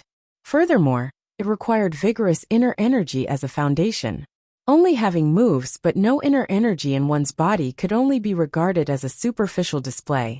If one encountered a slightly more powerful opponent, this little bit of skill would not be enough. Unfortunately, the cultivation of inner chi could not be achieved overnight. It could only be accumulated over a long period of time and slowly increased. This made Li Yi's dream of becoming a top master in a short period of time become a bubble. Even so, his learning ability still shocked Lu Rui. She still remembered that it took her a whole month to completely master these basic moves. On the other hand, Li Yi only used less than a day. In terms of the degree of control, he seemed to be more skillful than she was at that time. The difference between a day and a month was like the difference between heaven and earth. This made Lu Rui suffer a huge blow. She could not help but have some doubts in her heart. Could it be that he was really a martial arts genius that appeared once in a century? In terms of poetry and painting, she was definitely not as good as Li Yi. However, Li Yi did not know martial arts. This was one of the few things that Lu Rui could find confidence in from him. But now, she did not even have this confidence anymore. If Li Yi knew what Lu Rui was thinking, he would probably be very proud. However, he could not be proud at this moment. There was no other reason. Since the beginning of autumn, the number of mosquitoes in the room had increased. Unless he kept hiding in the gauze curtains, his exposed skin would be bitten into big bumps after a while. It was not a big deal to be bitten by mosquitoes. It was not that Li Yi had not been bitten by mosquitoes before. However, he did not know the physique of this body that he had transmigrated to. When others were bitten, there would at most be a small red dot or a small bump. However, when Li Yi was bitten, there would immediately be a big bump on that area. It was extremely itchy and unbearable. In the evening, he did not dare to step into the room anymore. He sat on a stone not far from the door. Because of the wind outside, there were no mosquitoes. In this backward era, mosquito-repellent incense had not been invented yet. The most common way to repel mosquitoes was to hang a sachet in the room. The sachet was filled with mosquito-repellent herbs such as agastache, peppermint, basil, calamus, citronella, and so on. Li Yi had also tried this method, but the effect was not obvious. Moreover, Li Yi himself could not stand the smell. He was afraid that before the mosquitoes were smoked away, Li Yi himself would be suffocated to death. If only there was a bottle of 6 Gods floral water. At this moment, Li Yi missed the mosquito-repellent artifact from his previous life. People always know how to cherish things after they have lost them. A box of mosquito-repellent incense and a bottle of floral water could help him get out of the sea of suffering. But this small request could only be extravagant hope. By the way, if there is no ready-made one, I can make it myself. After a while, Li patted his head and said in sudden realization. His head was filled with books from the entire provincial library. Would he be afraid of not being able to find the formula for the mosquito repellent? Chemistry, lifestyle, The next moment, Li Yi's consciousness sank into his mind. His eyes swept across the rows of bookshelves, and pieces of messy information poured into his mind. After an unknown amount of time, Li Yi suddenly slapped his thigh and exclaimed, "Found it!" It was also at this moment that the sound of footsteps came into his ears. When he raised his head, he saw Fang's familiar face. "What's wrong? Were you beaten by your wife again?" Seeing the unconcealable sadness on Fang's face, Li Yi temporarily forgot about the mosquito repellent and asked.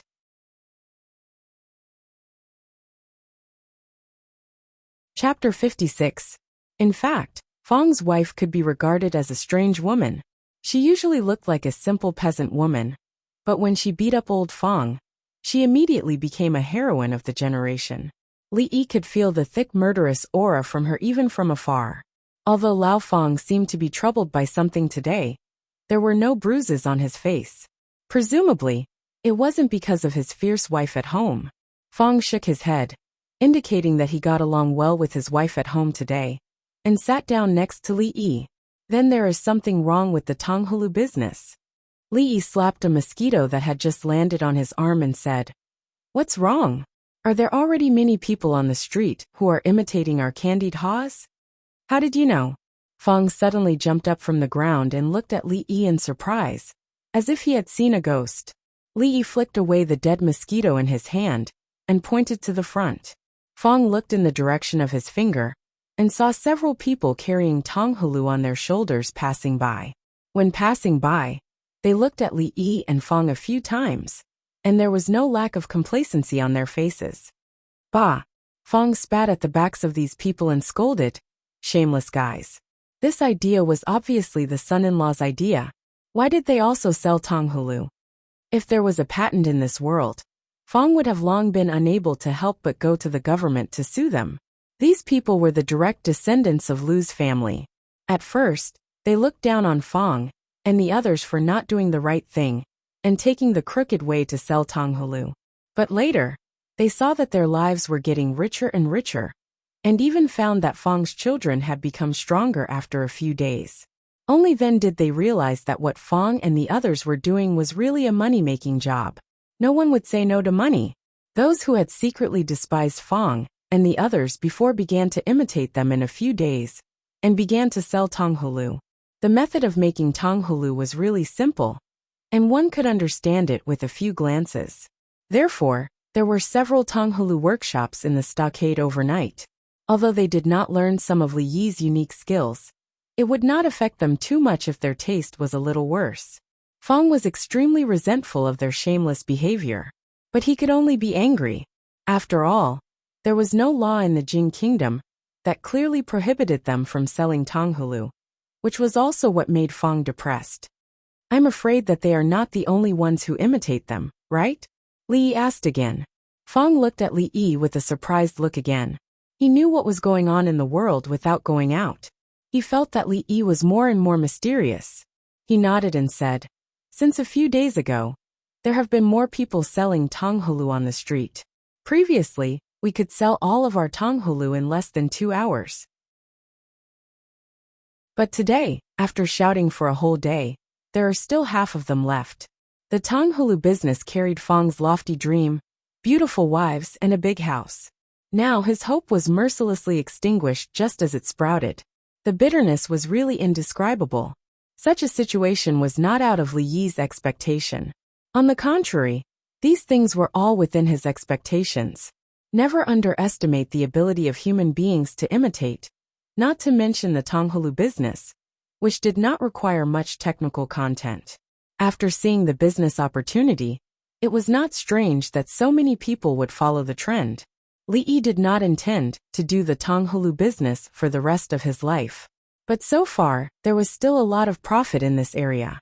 He looked up at the man surnamed Fang, sighed and said, "Fang, how many times have I said that you can't do things recklessly? You have to use your brain. Not only can you not marry a beautiful concubine, but you also can't buy a big house for the rest of your life." Fang's face turned red. He looked around and did not find his wife. He glared and said, "Who wants to marry a concubine? My wife is enough." It seemed that it was impossible to count on Fang to use his brain to think of a solution. Li Yi waved to him helplessly and said, "Come here. Next, you have to do this." Fong was overjoyed and hurriedly put his ear to it. After a while, Fong looked at Li Yi with a dull face and could not say a word for a long time.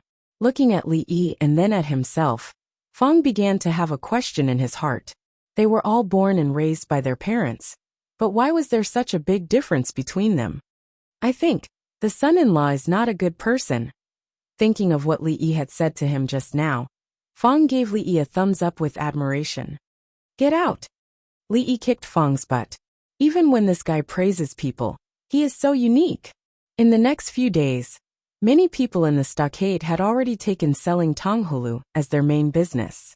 However, after a few days, everyone found that the tonghulu business was getting more and more difficult. There was no other reason than the number of vendors selling tonghulu increased day by day. They could be seen on every street in Qing'an Prefecture. Under such fierce competition, and the fact that their candied haws weren't that outstanding, their business naturally worsened. In the end, they could only sell a few skewers a day. Then, at some unknown time, the number of vendors selling tonghulu suddenly decreased at an alarming rate. This was because they could no longer buy hawthorn fruits. When they asked the hawthorn peddlers, they learned that just a few days ago, all the hawthorn in the entire Qing'an prefectural city had been bought by someone at a low price.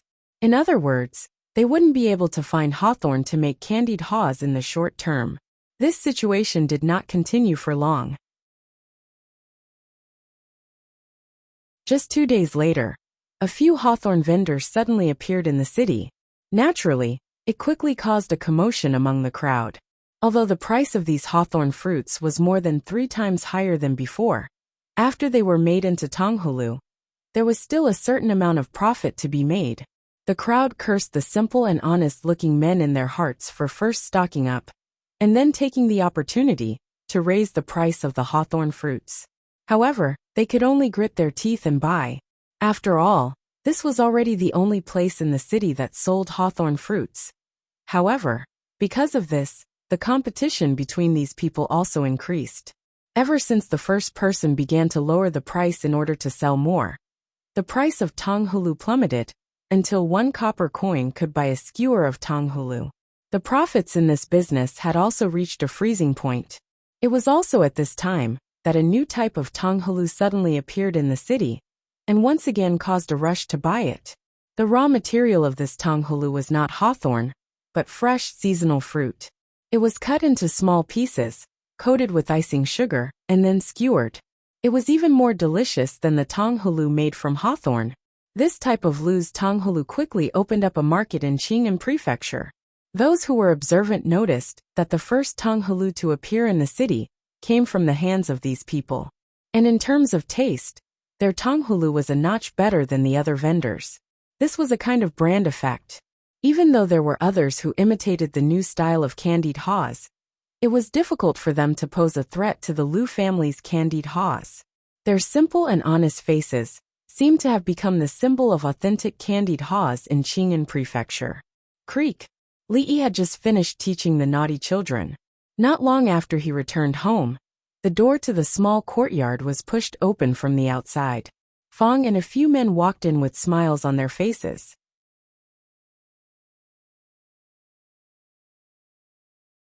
Chapter 57. Fong took out a big bag from his back and said, "Son-in-law, this is the money we've earned from selling red fruits and candied haws these days. According to our initial agreement, we'll split it in half. This is the remaining half." It had to be said that Fong and the others were a group of very honest people. Although they were the ones who worked hard to sell candied haws, the candied haws were invented by Li Yi. In the beginning, he was the one who gave them the money. Even when they encountered various problems later on, he was the one who helped them solve them. Without Li Yi, they wouldn't be where they were today. They understood all this. Son-in-law could have done these things without them, but because of his relationship with Miss, he took care of them. Everything was remembered by Fong and the others. At first, when they heard that son-in-law wanted to split half of the profits with them, Fong and the others were shocked at first. Then they became terrified. They had only done a little bit of work. What right did they have to take so much? However, they insisted on only taking 10% of the profits, which was eventually rejected by Li Yi. Fang could never imagine that the reason why Li Yi's impression of him changed was because of the two pheasants. Perhaps, all of them should be grateful to the two pheasants. In the courtyard, when Xiao Huan and Lu Rui saw Fang open the bag and revealed the copper coins inside, their pretty faces went blank for a moment. They knew that it was Li Yi's idea that the big man surnamed Fang and the others had been working on the candied haws business these days. They were only a little curious, but they didn't take it to heart. Last time, Fang sent a small bag of copper coins to Xiao Huan, saying that it was the profit from selling candied haws. It was about a few hundred copper coins. At that time, Xiao Huan only thought that son-in-law had found a way to make money for Uncle Fang and the others, and they wouldn't have to live so hard in the future. She was very happy, but she didn't expect that they would make so much money in just a few days. If they only sold candied haws like before, they naturally wouldn't make so much money. But what Xiao Huan and Lu Rui didn't know was that Fang and the others had been doing more than this these days. First, he listened to Li Yi and bought a large amount of hawthorns, almost emptying out the hawthorns in Qing, a prefectural city. A few days later, he sold them at several times the original price and made a huge profit. Not only that, but even the unripened hawthorn fruits in the back of the mountain were all plucked by them, taking advantage of this craze to sell. More than half of the copper coins in front of him were actually the profits from selling hawthorn fruits. In addition, they took advantage of the fact that the price of the hawthorn sugar-coated haws had dropped to the freezing point, and there was no longer any profit to be made. They decisively launched a new type of fruit sugar-coated haws, which was well received. Before all the vendors could react, they had made a fortune. All of this was, of course, Li Yi's idea. And now, although there were many imitations of the new type of sugar-coated haws, because they had long established the Lu's sugar-coated haws brand, they had a natural advantage. Their business was still very good, and every day, their goods would be sold out. Until now, there was a steady income every day. If this business could continue for a long time, their lives would definitely get better and better. They didn't have to go back to the days where they had to worry about filling their stomachs every day. They had meat and rice every day, and their family gradually had a small amount of savings. In a short period of time, they had suddenly moved from the bottom of the willow leaf village to a well-off level. Not to mention the tenant farmers who used to be at the same level as them. Even the direct descendants of the Lus, who had a slightly more well-off life, were now far behind them. Who could have imagined such a life in the past? Because of this, these people were full of gratitude towards Li Yi.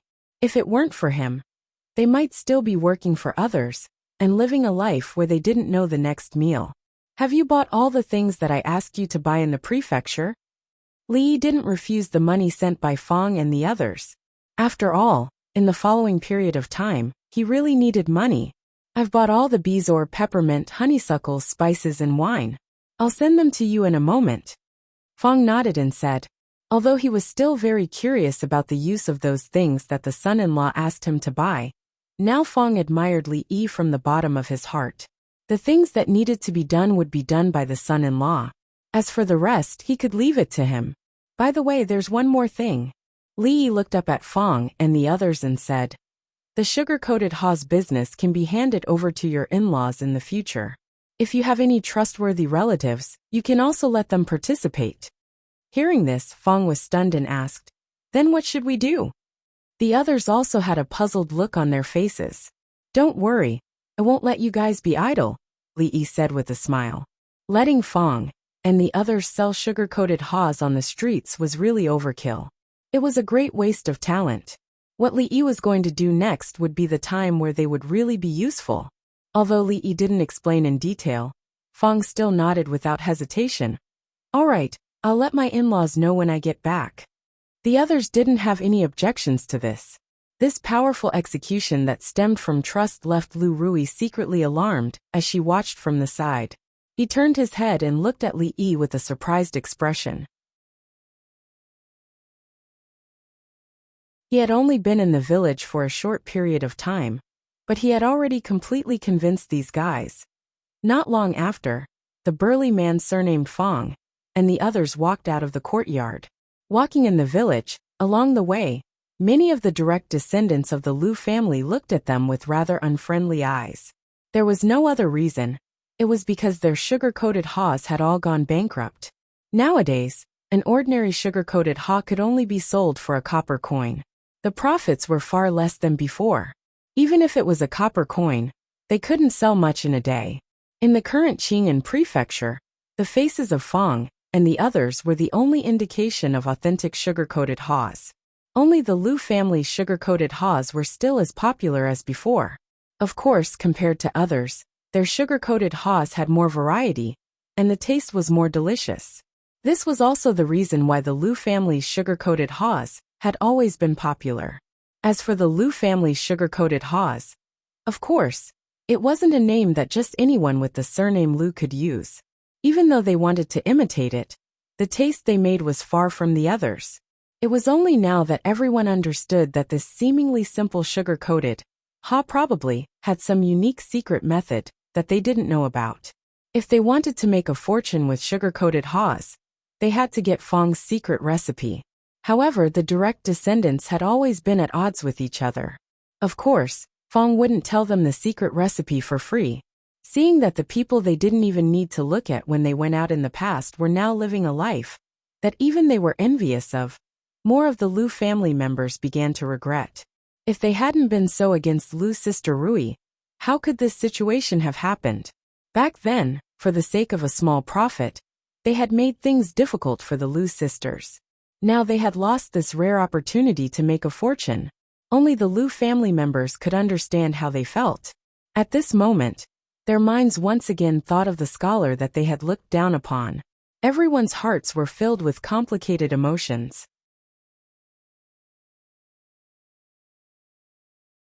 Chapter 58. Son-in-law, take a look. Did you miss anything? Fong walked in from the outside carrying a large bag, took out the things inside, and placed them in front of Li. Bezoar, peppermint, honeysuckle, spices, a few jars of wine that old Fong had bought from the prefecture city. Looking at the pile of items in front of him, Li counted them and nodded. Old Fong was very reliable. He did not miss out on any of the items that he had been instructed to buy. As the autumn deepened, the mosquitoes became even more rampant when night fell. For this body with a special physique, every night was the most torturous time for Li. Now that the candied haw's business was on the right track, Fong and a few others could handle it. There was no need for Li to worry more. He finally had time to solve the biggest problem that troubled him.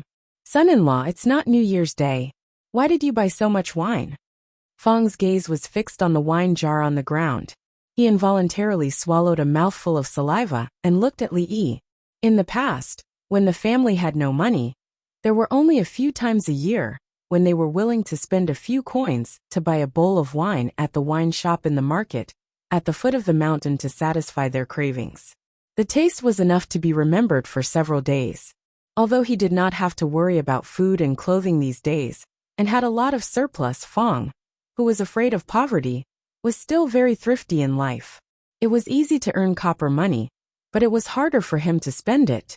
Naturally, it was impossible for him to be extravagant enough to enjoy wine and meat all day long. Who said it's not New Year's Day?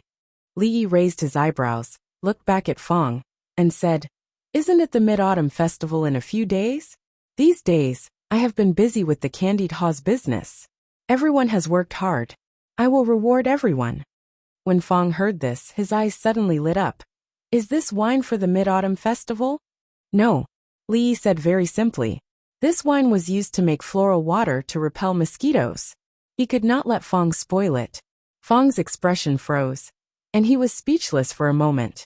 Ignoring the bitterness in Fong's eyes, Li opened his mouth again and said, Go find some iron pots and some empty bamboo tubes. We're about to start working. Li originally wanted to postpone the purification of the alcohol for a while and make the soap first.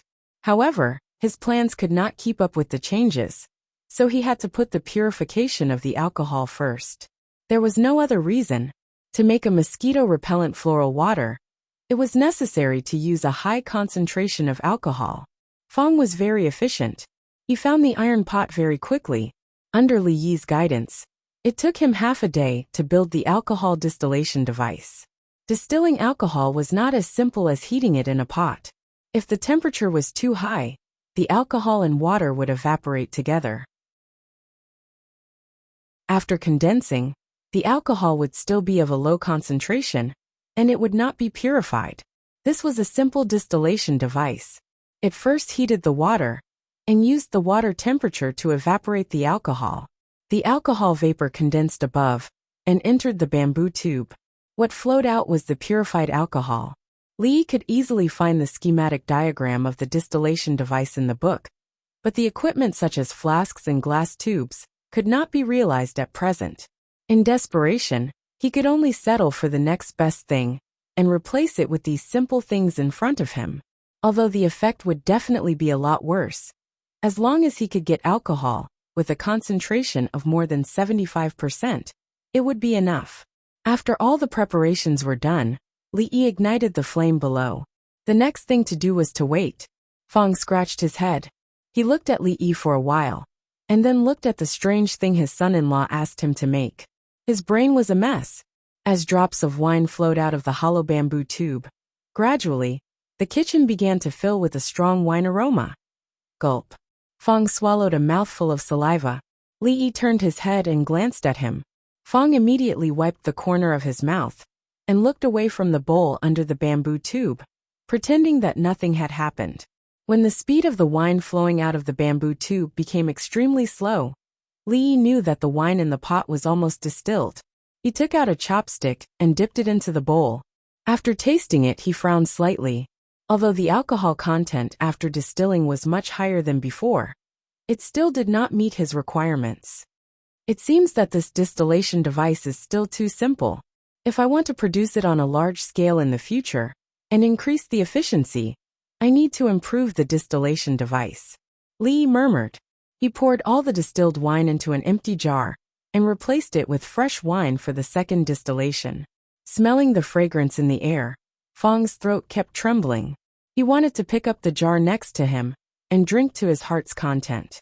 However, he thought that this wine would definitely be of great use to his son-in-law, so he restrained this thought. The alcohol content after distilling was far from enough. The device was simple and crude, and he had to make up for the number of times. Li Yi repeated the distillation over and over again. This way, the alcohol content would increase a little every time. According to the book, using the distillation method to distill alcohol could only achieve a maximum alcohol concentration of about 95%. Of course, it was impossible for Li Yi to achieve such a high alcohol concentration with a few broken pots, but 80% was enough for him. After repeated distillation a few times, Li Yi found that the alcohol content did not increase much. Only then did he give up. Gulp. Fong, who was beside him, swallowed a mouthful of saliva again. Glancing at Fong, Li Yi really could not stand it anymore. He divided a small bowl of distilled alcohol and handed it to him. "All right, don't be greedy. Have a taste of this wine." Hearing this, Fong's eyes lit up. After taking the bowl, he couldn't wait to drink it. Li Yi watched as Fong's face turned from black to red. He let out a comfortable moan. The expression on his face was extremely satisfied. He said loudly, "Good wine." Plop. After saying these two words, Fong's body swayed a few times and fell to the ground unconscious. Looking at Fong, who was lying on the ground and snoring, Li Yi could not help but feel some contempt in his heart. This guy looked so strong, but it turned out that he was also an embroidered pillow. One gulp, and he was not much stronger than himself. Putting the distilled alcohol to the tip of his nose and smelling it, a spicy smell rushed straight into his lungs. In just an instant, Li felt a little dizzy. He quickly moved the wine bowl away. At this time, he realized that the alcohol in front of him was more than 75% alcohol concentration. In the previous world, alcohol with a concentration higher than 60% seemed to be prohibited from being sold in the country. Looking down at Fong, who was lying on the ground, Li could not help but twitch the corner of his mouth. You're already an adult, but you still can't resist the temptation. You deserve it.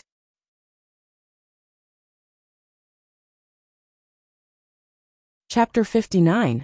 Fong was carried back to his home by Li Yi's men. When he was carried away, he kept muttering good wine. Li Yi clearly noticed that the two men's eyes lit up when they smelled the wine on Fong.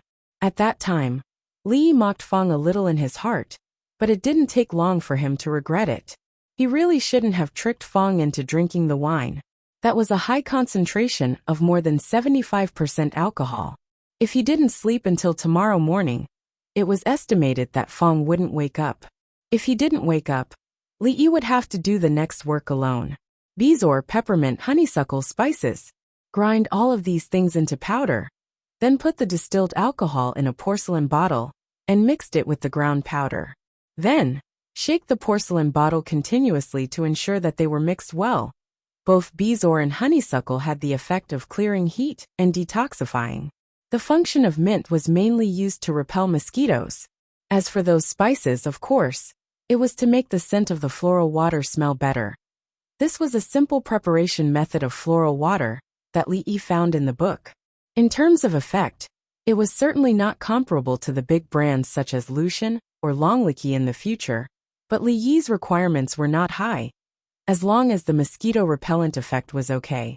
According to the book, the concentration of 75% alcohol was mixed with powdered bezoar, honeysuckle, peppermint, and so on, and then kept shaking for half an hour.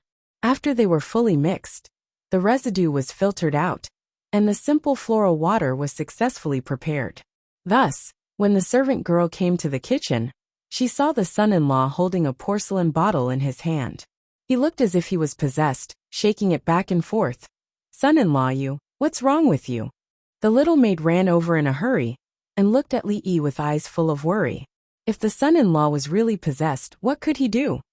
Even an iron man would not be able to withstand such a long period of shaking.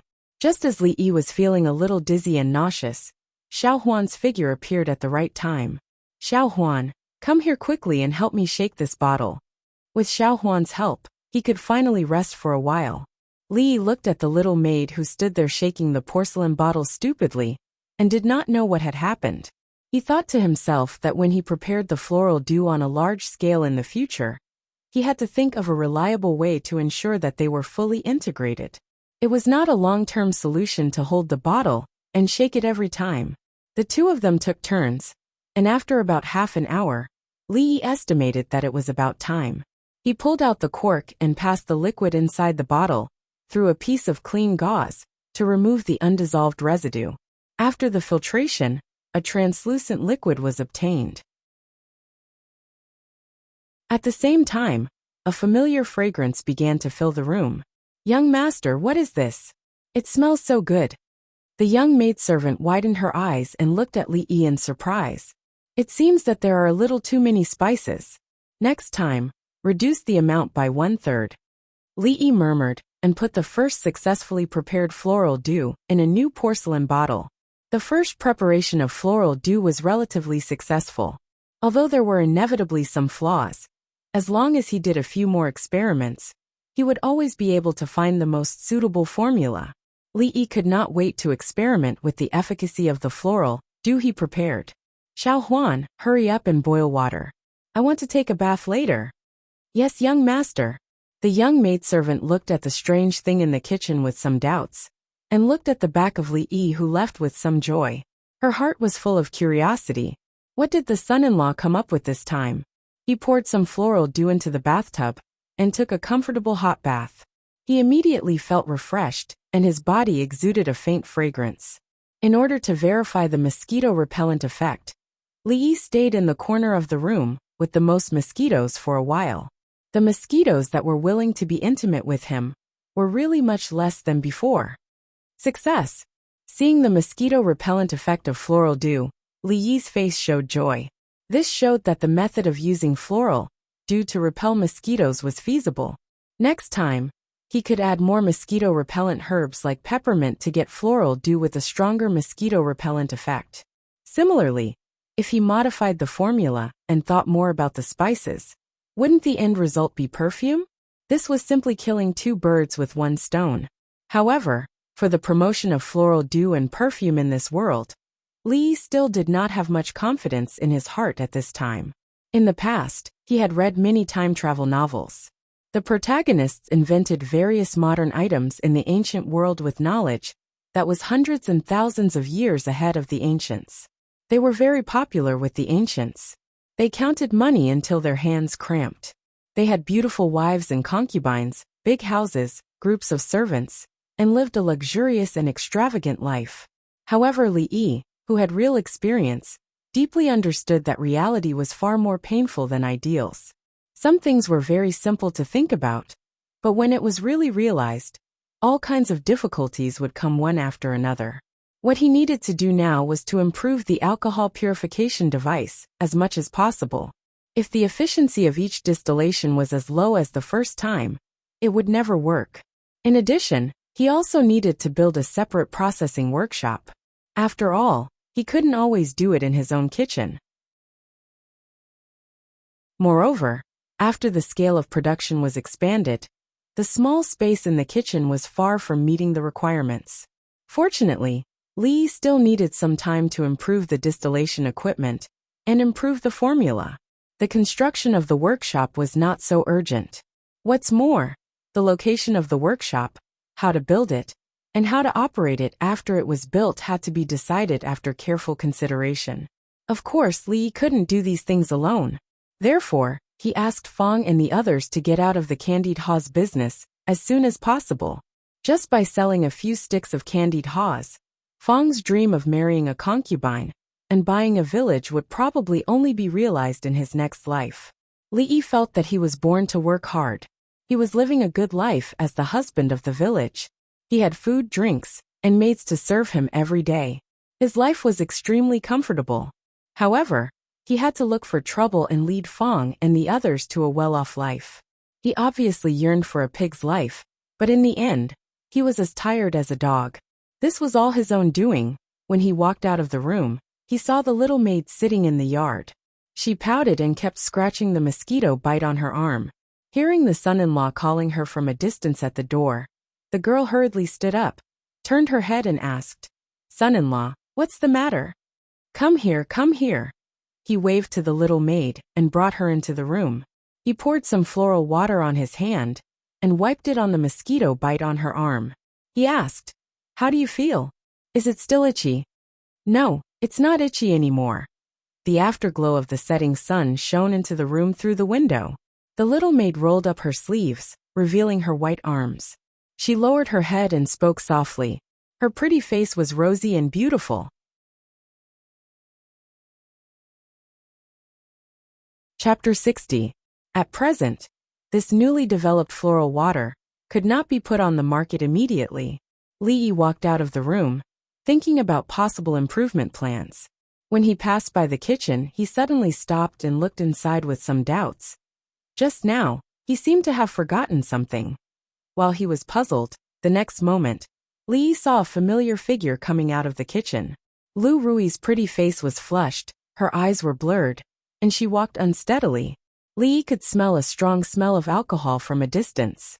His face changed slightly, and he quickly rushed into the kitchen. When he saw the empty porcelain bottle on the table, a few black lines suddenly appeared on his face. Looking back at Lu Rui's appearance, he knew without guessing that she must have drunk all the wine just now. I don't know what her alcohol tolerance is. Even Fang got drunk in one gulp of that kind of alcohol, but she can still stand well. When Li Yi thought so in his heart, he looked up and saw that the figure swayed a few times, and then fell head first. A moment later, looking at Lu Rui who fell into her arms and her body became soft, Li Yi couldn't help but twitch the corner of his mouth. "Xiaohuan." The next moment, Li Yi's voice came from the kitchen to the yard. The little maid hurriedly ran out of the room. After running into the kitchen, she saw the scene in front of her, and her pretty face showed astonishment. "Young master, second miss, what happened? What are you doing? Come and help." Li Yi glanced at Xiaohuan and said impatiently. He really didn't have the experience of taking care of a drunk woman. Moreover, he couldn't do anything. Otherwise, when Lu Rui woke up and misunderstood something, He was afraid that she would directly slash him with a sword. "Ow!" the little maid responded. Although there was still some doubt on her pretty face, she still walked over quickly. Yet, the floral water had been talking about literature and saying, but before it was officially sold, I don't know if I should say it. It needed to be given a resounding name. Fong nodded and floral water. Then I'll say it. It seemed a bit too vulgar. This name, as a cultured person, sound good. This idea was immediately rejected by Li. He clearly told him not to say it just now. Gods? Did this guy not understand what he said? And Xiao Huan heard Li say with a troubled face. They were all stunned. Under normal circumstances, he would not object to Li. What's wrong? This time, is there a problem? He felt that calling it Fong's toilet water at the three of them was 10,000 times better than the 6 gods. So what if there were 6 young master had just said? He actually looked down on the name Lucian. What do you think? It was known that this was the most famous brand of toilet water in the future. Becoming more and more dishonest. In his original world, he should learn more from Xiao Huan. Could be said to be known by everyone. She would never object to his opinion. There's something that I don't know if I should say. I also don't think it sounds good. After a moment, the little maid let out a dry cough and whispered as she rubbed the corner of her silence. Then don't say it. I think it's better to call him and said. He was obviously a big and rough man suddenly who did not know how to read. This name is good. After being stunned for a moment, Fong immediately nodded fiercely. Obviously, he agreed with Lu Rui's proposal. I also think this name is good. Xiao Huan also nodded and said. To be honest, when Lu Rui said this name, Li Yi also had a feeling that his eyes lit up. Toilet water had many effects, such as repelling mosquitoes and relieving itching, cooling and removing heat, sterilizing and disinfecting. Its functions were so powerful that it could be called an indispensable artifact in daily life. It could meet all kinds of daily needs. It was most appropriate to call it Rui Du. However, he looked up at the slightly expectant expression on Lu Rui's face. On second thought, the way he looked at her suddenly became strange. Rui Du, when she thought of this name, did she really not have any selfish motives? Everything about the floral dew was her own credit. Why should it be named after her? Was it a privilege to be beautiful? According to his contribution to the toilet water of this world, it was most appropriate to call it Li Yi Du. Among the 4 people, 3 people's opinions were unified. Li Yi was currently behind by a big score of 3-1. How about calling it 6 gods Rui Du? He looked up at the 3 people and asked tentatively. Seeing Xiao Huan's strange expression, Lu Rui and Fong had a look of disgust. Li Yi thought about it and asked again. How about Rui's 6 gods do? The matter of the name of the toilet water was so happily finalized. As a good young man who had received a good modern education, Li Yi finally decided to follow democracy and gave up his insistence on 6 gods. He decided to name the upcoming toilet water as Rui Du. Of course, for Fong's betrayal, Li Yi also indirectly expressed his dissatisfaction. The way he was dissatisfied was when Fong talked to him about life ideals and revealed that he would make a lot of money in the future, build a big house, and marry a beautiful concubine. He did not remind Fong that his wife was standing behind him, planning to call him home for dinner. Li Yi did not know whether Fong had eaten that day, but in the next 2 days, he saw that his walking was a little abnormal. He did not know if it was because he had been kneeling on the washboard for a long time. Originally, he wanted to re-educate the little maid, but when he saw her standing in front of him with her head bowed and pitifully rubbing the corner of her clothes, Li Yi could not say a word. In the next few days, Li Yi once again gave the naughty children a long vacation. Almost all his energy was put on the improvement of the distillation device and the improvement of the toilet water formula. After consulting a large number of materials and documents in the library, there was obvious progress in both the distillation efficiency and the improvement of the formula. As the autumn grew, it was already the middle of August. It was getting closer to the first Mid-Autumn Festival that Li Yi would spend in this world.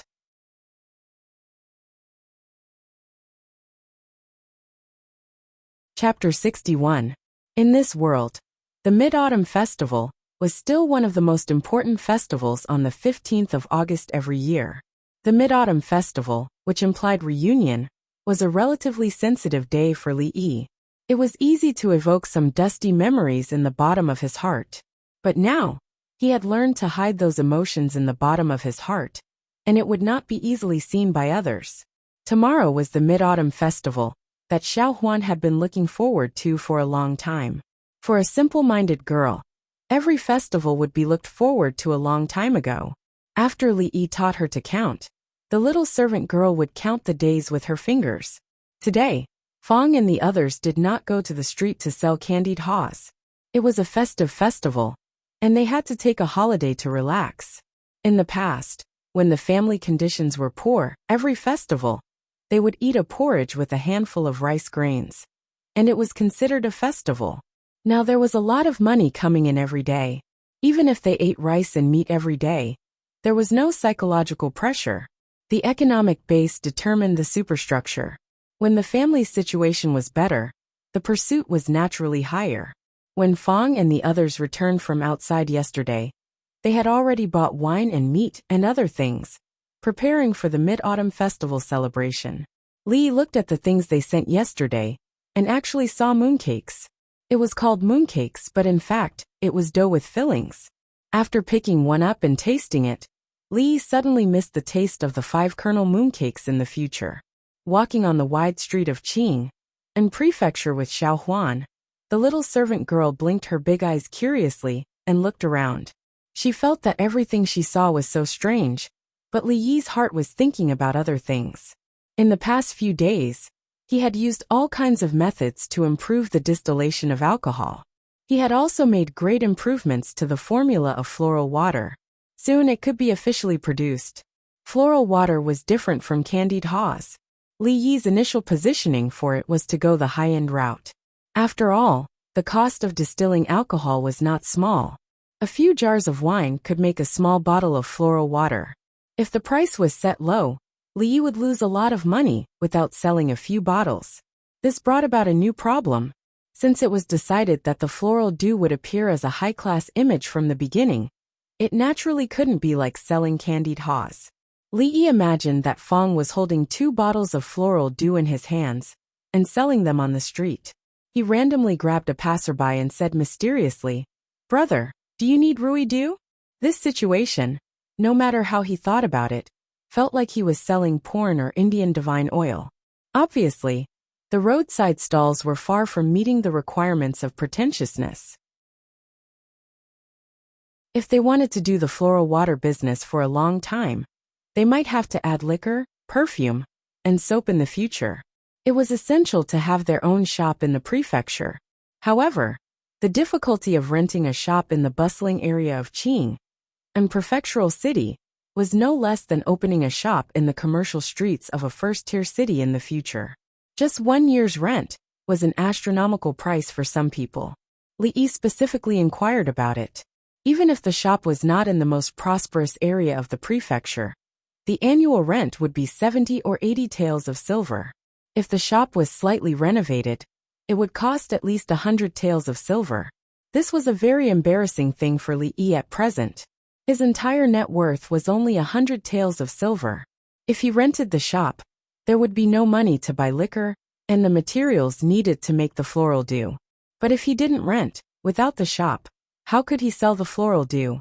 Fong and the others naturally wouldn't consider these problems. If Li Yi didn't say it, he was afraid that he would sell the floral dew like candied haws. Anyway, in his eyes, these 2 things were treasures that could make money. There was no big difference. The matter of money couldn't be rushed at the moment. He would find a way to solve it after he went back. Xiao Huan held the 2 pieces of cloth that her son-in-law bought for her to make new clothes. Her eyes were curved into crescent moons, and her little face was full of joy. In the past, there was no spare money in the family to buy cloth. Most of the clothes that Xiao Huan wore were worn by Lu Rui. Lu Rui's figure was extremely tall. Xiao Huan couldn't wear her clothes at all. Lu Rui was taller than Xiao Huan, but the difference was not too big. Xiao Huan could wear her clothes with a little modification. In addition to those rich families, most ordinary families were like this. They took turns to wear the same clothes. Li Yi also saw that the clothes that Xiao Huan wore were all patched, so he specially brought her out today. At this time, there were still no ready-made clothes shops. If you wanted to make clothes, you either bought a few pieces of cloth and went back to make it yourself, or find a special tailor to make it. Of course, the price of the latter would be a little higher. Generally, Poor families would choose the first way to make clothes. After learning about these things, Lee was slightly tempted. If he opened a ready-made clothes shop here, would he make a lot of money? Of course, at the moment he could only think about it. He still had a lot of things to do. He didn't have the energy to take care of more things. When it was almost noon, Xiao Huan and Xiao Huan randomly found a roadside stall to eat something. Not to mention, although the roadside food did not look that fancy, the taste was actually not bad, and the price was also very cheap. The present was not like the future, where one did not have to worry about gutter oil when eating at roadside stalls. Li did not know if it was because of their good looks, but he realized that the stall owner actually gave him and Xiao Huan more noodles than the customers around them. This made him feel a little gratified. After all, him in the past had never thought that one day he could actually use his good looks to take advantage of others. After eating, they strolled on the streets for a while and bought some things. Because it was approaching the Mid-Autumn Festival, there were more people on the streets than usual. It had to be said that the quality of the beauties in ancient times was really not bad. In this era where double eyelids could not be drawn, all the beauties were pure natural. They wore light makeup. Along the way, Li saw many of them. If it was in the future, they would not need to change their clothes to be able to hold up a period drama. Of course, his little servant girl could also be considered a little beauty, although she was a little young and had a little baby fat on her face. But after a few years, she would definitely grow into a beauty. Towards the resistance of beauties, the current Li was much stronger than in his previous life. The three beauties in his family swayed in front of him all day, which directly caused Li's resistance towards beauties to increase greatly. Even if he met a beautiful woman on the street, he would only glance at her with an appreciative gaze, and then turn to look at other beauties. When he passed by a certain part of the street, he saw a group of people gathered there, making a lot of noise. Li did not have the mood to watch the show, but Xiao Huan looked curiously in that direction. But when she saw Li walking straight past, she hurriedly retracted her gaze and quickly followed him. He actually took out 100 taels of silver. This is a little too generous.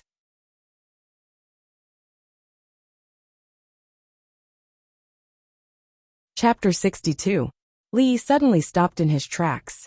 The young maidservant was just about to catch up to him, and was caught off guard when she bumped into him. She rubbed her chest in pain.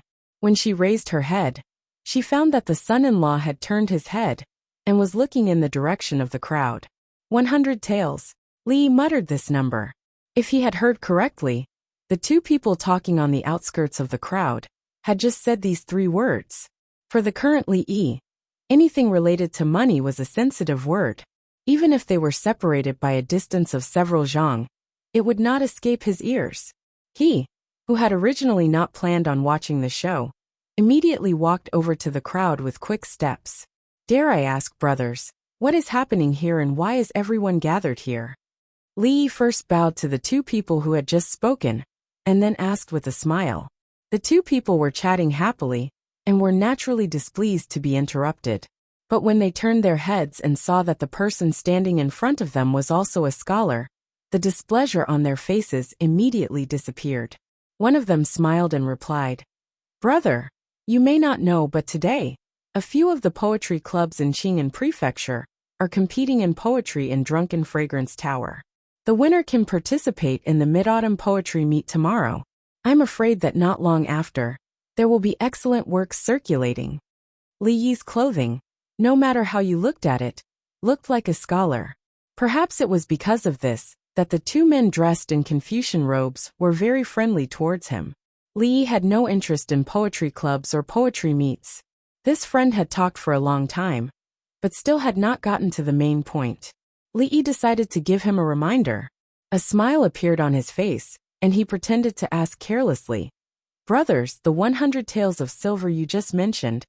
"Oh, that 100 taels of silver is the prize for this competition. At the end, it will be given to the winner of the poetry meet." The other person paused for a moment and then explained, "For scholars like them, the main point should be this poetry competition. Money was a worldly possession. The 100 taels of silver was not the main point of their attention. A scholar should treat money as dirt. However, as a fake scholar, this was the focus of Li Yi's attention. It was 100 taels of silver. If he won, he could take it away with him. In this way, wouldn't he be able to pay the rent for the shop? These 100 taels of silver were obviously tailor-made for him. Thank you, brothers. Li Yi smiled and cupped his hands at the two of them. He then looked at the servant girl standing behind him and said, Xiao Huan, let's go in. Xiao Huan nodded, followed behind Li Yi, with a look that said wherever the son-in-law was, she would be there. Brother, please wait. Li Yi had just taken 2 steps when a voice suddenly came from behind him. He turned around and looked suspiciously at the young scholar. Is there anything else, brother? Do you have an invitation? Invitation? Li Yi's expression froze. What invitation? The young scholar explained. The Drunken Fragrance restaurant has been booked today. Only those with an invitation can enter. That is why we were refused entry. So we can't go in? Li Yi said with a face of disappointment. He seemed to see the 100 taels of silver in his hands fly out of his arms. That is not entirely the case. The scholar pointed to the front and said, You can go in without an invitation. However, you need to guess the riddles correctly. Li Yi felt a little depressed as he watched this man speak so slowly. He was so wishy-washy and not manly at all. If he had something to say, he should have said it quickly. If he only said half a sentence at a time, it would be easy for others to misunderstand. If that is the case, then guess the riddles before going in. Guessing riddles was something that Li Yi had played since he was young. He had much more experience than these ancient people, and did not need to cheat at all. The 2 men looked at each other and said with a wry smile, These riddles are problems that were not solved during last year's Lantern Festival. If they were so easy to solve, we wouldn't be waiting outside the door. Whether we can guess it or not, we will know once we try. Li Yi smiled and held Xiao Huan's hand as they walked to the front. At the front of the crowd, people were surrounding a few red lanterns and arguing endlessly. At the bottom of the lanterns were white strips of cloth with riddles written on them. A white snake crosses the river, a red sun above its head. Li Yi looked at the strips of cloth at the bottom of the lanterns. His expression did not change, but he was cursing in his heart. What kind of stupid riddles was this? There were no hints, and it did not say whether it was a word puzzle or a guess. How could people guess it? Wasn't this deliberately making things difficult for people? At the side, some people guessed that the answer was boat, while others guessed Dan. However, the manservant standing at the side did not respond. Obviously, they did not guess the correct answer. Li Yi originally wanted to rely on his intelligence to guess riddles, but now he could not count on it. Cheating was the right way to go. With a thought, a thick book of ancient and modern lantern riddles appeared in his mind. Li Yi did not believe that this book, which was as thick as an encyclopedia, would not have this stupid lantern riddle. Searching according to the first word, white, snake. A white snake crosses the river, a red sun above its head. Found it. In just 10 seconds, a smile appeared on Li Yi's face. He waved to the manservant and waited for him to come over. He smiled and said, A white snake crosses the river, a red sun above its head. The answer to this riddle is oil lamp. The surrounding crowd was stunned at first, and then immediately burst into an uproar. What oil lamp? Even if it is a blind guess, it should be an accurate one. Exactly, what does the white snake, red sun and oil lamp have to do with each other? If you have guessed it, get out of the way. Don't block the way. A few people were not polite with their words. They had racked their brains for so long and still could not guess it correctly.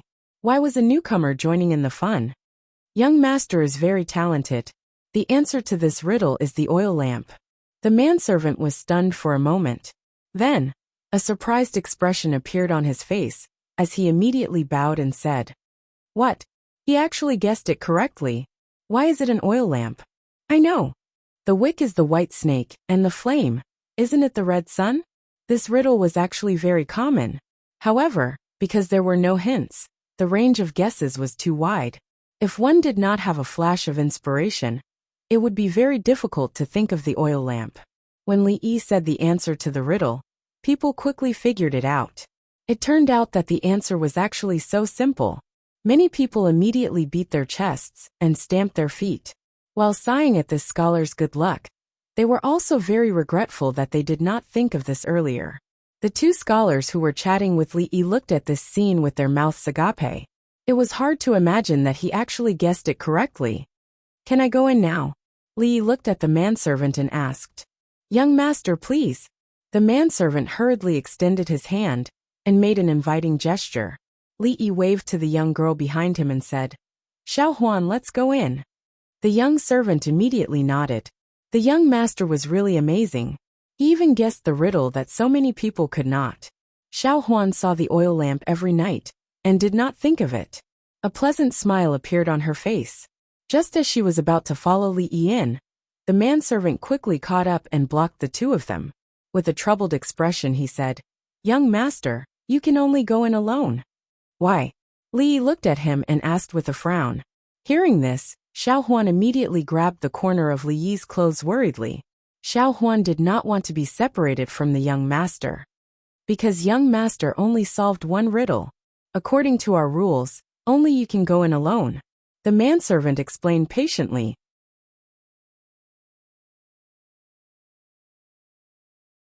Chapter 63. The servant's explanation was very clear. This place implemented a one-person, one-vote system. If Li Yi wanted to bring Xiao Huan in, he had to guess another riddle. The matter of money was important. Naturally, he could not break other people's rules. Li Yi walked back to the front of the lanterns. There seemed to be an invisible aura around him. The surrounding people all made way for him. A black dragon on the wall, covered with 10,000 golden stars. Other than this sentence, there was still no other explanation. The crowd guessed for a long time, but still could not guess the answer. At this time, almost everyone's gaze was on Li Yi. Of course, most of them had the mentality of watching a joke. The first time may have been a coincidence, the second time. Would he still be as lucky as before? After a while, Li Yi spoke again. The answer to this riddle is pole scale. With the ancient and modern lantern riddles in his hands, what riddle could he not guess? "Congratulations, young master. Now young master can bring this lady in." The servant's following actions proved that the answer Li Yi gave was correct. After Li Yi spoke, a few people's faces showed confusion. Very quickly it turned into understanding. "I see." Comparing the pole scale to a black dragon, then the pole scale is 10,000 golden stars. Ashamed to think that I have read so many books, but I can't even see through these two little riddles. I am so ashamed. Actually, something like guessing lantern riddles, to a certain extent, had nothing to do with literary talent or profound knowledge. It only relied on a flash of inspiration, or a cheating device like Li Yi's. This kind of person who did not even delineate the scope of the riddles, and only place one sentence there for people to guess blindly, was not a good person. Most likely, his intention was to deliberately make things difficult for people. At this time, the surrounding people's gazes towards Li Yi had changed. Guessing one might be a fluke, but to be able to guess the second so easily, the possibility of it being a fluke was not high. It could only mean, this handsome scholar in front of them most likely had some ability. Very quickly, Li Yi used his actions to prove to them how correct these people's thoughts were. He, who had originally planned to bring Xiao Huan in, glanced at the two scholars who had just enthusiastically introduced him, and immediately felt that it was a little impolite to just leave like that. He walked over and smiled to the two. "Brothers, why don't we go in together?" The expressions on the two people's faces froze, and before they could regain their senses, Li Yi had already walked to the two remaining lanterns, raised his head to look, and read. "The bright moon half rests under the cloud's feet. Withered flowers fall before the horse's hooves." The answer to this riddle should be the word bear. As soon as he said that, everyone looked at him as if they were looking at a monster. How could they tell that it was the word bear? There was no connection at all. Li Yi did not stop because of the uproar. His gaze was already on the last lantern. Not long after, he opened his mouth again. 2 rows of distant trees stand on the side of the mountain. A small boat and a leaf flow horizontally. This is also a word riddle. The answer to the riddle is the word intelligence. There was already no one around to speak, and their gazes towards him were filled with a strange expression. Undeniably, he had guessed the first two riddles, but for the last two, what was he guessing? The bright moon half rests under the cloud's feet. Withered flowers fall before the horse's hooves. What did this verse have to do with the word bear at all? 2 rows of distant trees stand on the side of the mountain. A small boat and a leaf flow horizontally. Where did he see the word intelligence? However, when the crowd glanced over, they saw that the servant was standing there in a daze, and his expression was as if he had seen a ghost. Their expressions also gradually changed. Could it be he had really guessed correctly? Everyone please. After an unknown amount of time, the servant finally regained his senses and involuntarily swallowed a mouthful of saliva. He respectfully made a gesture towards Li Yi and the others to invite them in. He knew better than anyone that these lantern riddles were a gimmick created by those people to attract others. Without any hints, no one would be able to guess them. But the truth was, these extremely difficult lantern riddles were all solved by the scholar in front of him. If it was just one riddle, it would have been fine, but he just had to solve all the riddles. This was clearly ruining the place. However, with so many people staring at him, he naturally could not say that he was going back on his words. Even though he was shocked beyond belief, he still respectfully invited Li Yi and the others to enter. At this moment, those who had painstakingly guessed the riddles for a long time could no longer describe the feelings in their hearts. He had actually guessed all of them correctly. He had only pondered over each riddle for a few breaths of time. In comparison, what had they been doing for such a long period of time? Moreover, if it was an ordinary person, guessing one riddle was enough. Guessing two was also forgivable. But what was the point of guessing so many? If you took up all the spots, how could you leave a way out for others? Seeing the scholar and the others enter the restaurant, the crowd looked at the lanterns that the servant had already taken down. This meant that they would no longer have the chance to enter. Instantly, they wanted to cry but had no tears. At this moment, Li Yi, Xiao Huan and the 2 scholars who had yet to regain their senses had already entered the restaurant. "Thank you, brother." After the 2 of them regained their senses, they immediately cupped their fists and thanked Li Yi. Today, in this restaurant, other than those participating in the competition, naturally, there were other people who were also invited. After all, since ancient times, there was no first place in literature. If there were only those from the poetry clubs, it was likely that no one would accept the other, and they would not be able to argue who was better by the next day. These invited people would all evaluate the poems that had been produced today, and use that to determine the winner. And if it were not for Li Yi, the 2 of them would not even be qualified to enter this place.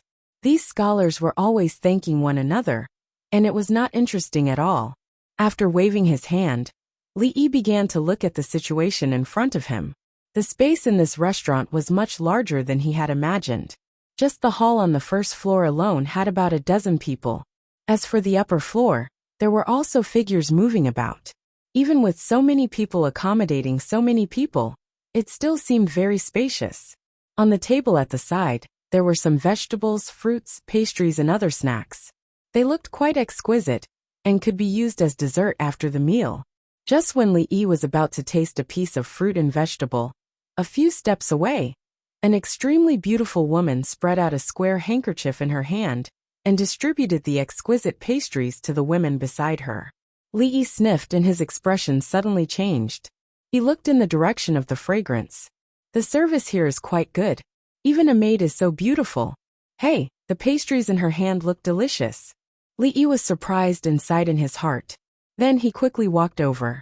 There were originally only a few pieces of the pastries. After being distributed by the women, there were only 2 pieces left. Li Yi was afraid that the last 2 pieces would be taken away by others if he was too late. Thus, he quickened his pace again and walked to the pretty maid. Then he imitated those women and stretched out his hand. Looking at the slender and fair palm that suddenly appeared in front of her, the pretty maid was slightly stunned. She raised her head and looked at Li Yi with a blank expression. At the same time, the women around her also showed astonished expressions. "That brother actually knows Miss Wan?" Not far away, the two scholars brought in by Li looked at each other and murmured.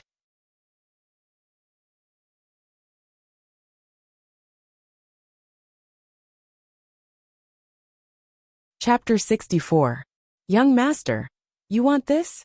The pretty maidservant looked at Li Yi with a blank expression. After being stunned for a moment, she pointed at the pastry in her hand and asked with some uncertainty.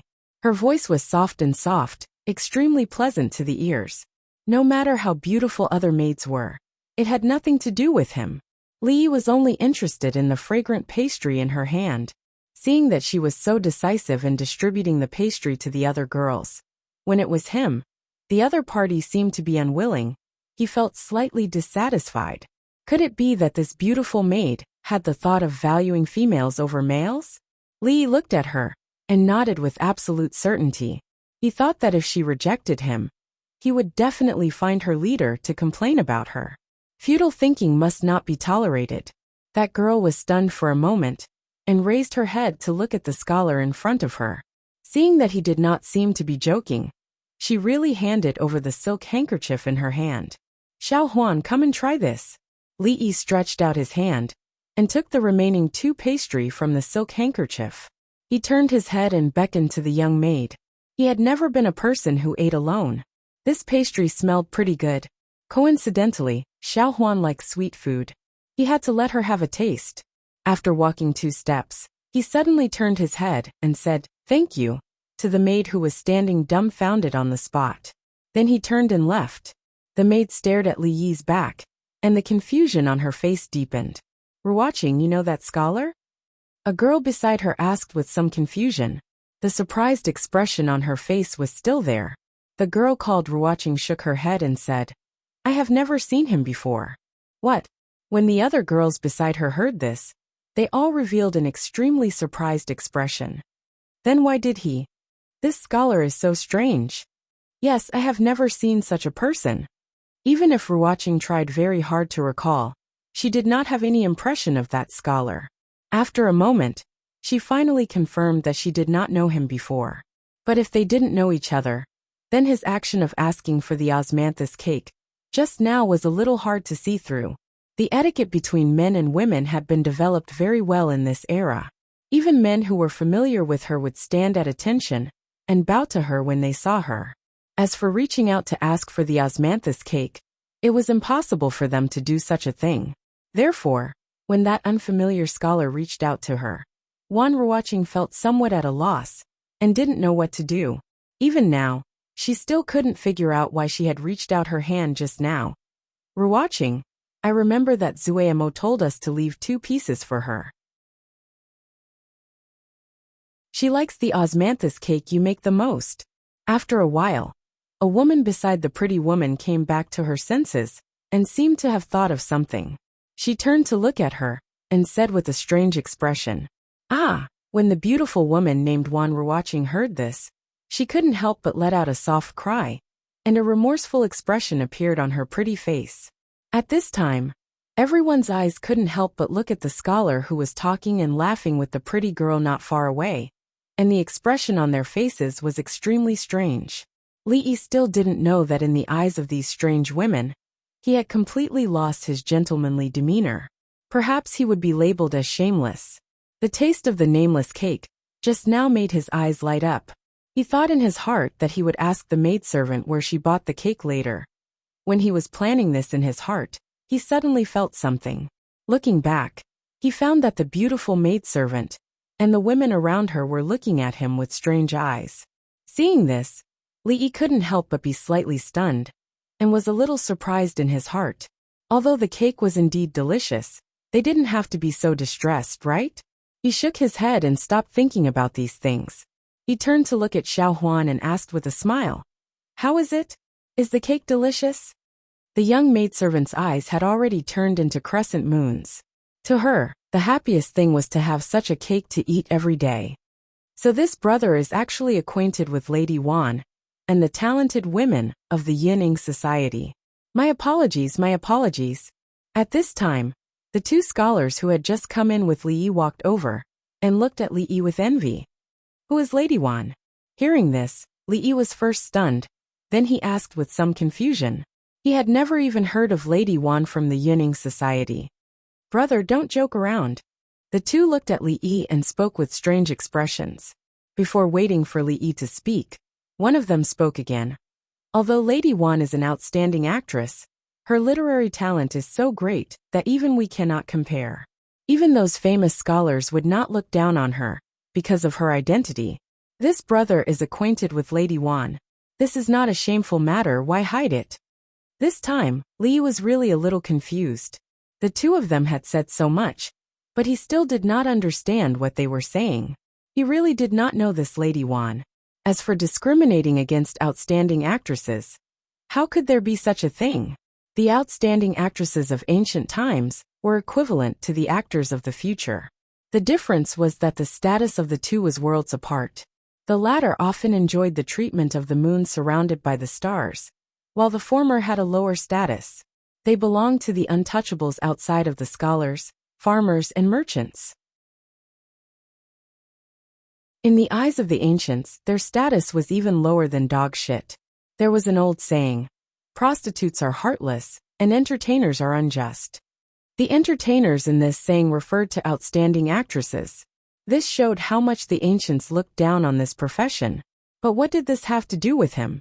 He was a well-educated youth of the new era. His three views were righteous, and he advocated equality for everyone. Why did he look down on outstanding actresses? If it was in the future, they would all be celebrities. They were rare. Who is this Lady One you are talking about? Li looked at the two of them and asked sincerely. This time, it was the two of them who were confused. They pointed at the beautiful servant girl not far away and said, "That is Lady Wan." What? Li Yi's eyes widened and he almost blurted out, "Isn't that the servant girl of Drunken Fragrance Brothel? How could Lady Wan be a servant girl? Moreover, aren't the women beside her the talented ladies of Yunning Society?" A scholar looked at Li Yi and said with some astonishment. Li Yi held onto the table beside him and felt a little confused. So that person just now wasn't a servant girl here? That pastry wasn't the restaurant's buffet either. She brought it here herself? No wonder she and the women around her looked at him so strangely. After all this time, they all knew each other. In an instant, Li Yi felt his face turn red and he felt unwell. Even in the future, his skin was not thick enough to ask a stranger for a snack on the street. But just now he actually did it. Most importantly, the other party really gave it to him. He involuntarily raised his head and looked in that direction. Coincidentally, the woman's gaze also looked over. The moment their eyes met, Li Yi's expression was extremely awkward. You're tuning in to the Dreamy Chapters YouTube channel. We're so grateful for your support, and don't forget to subscribe to join us on this incredible journey through captivating stories. Your generosity through donations truly makes a world of difference, as it's the primary source of revenue that allows me to expand and enhance this channel for you. Thank you from the bottom of my heart for being a part of this adventure.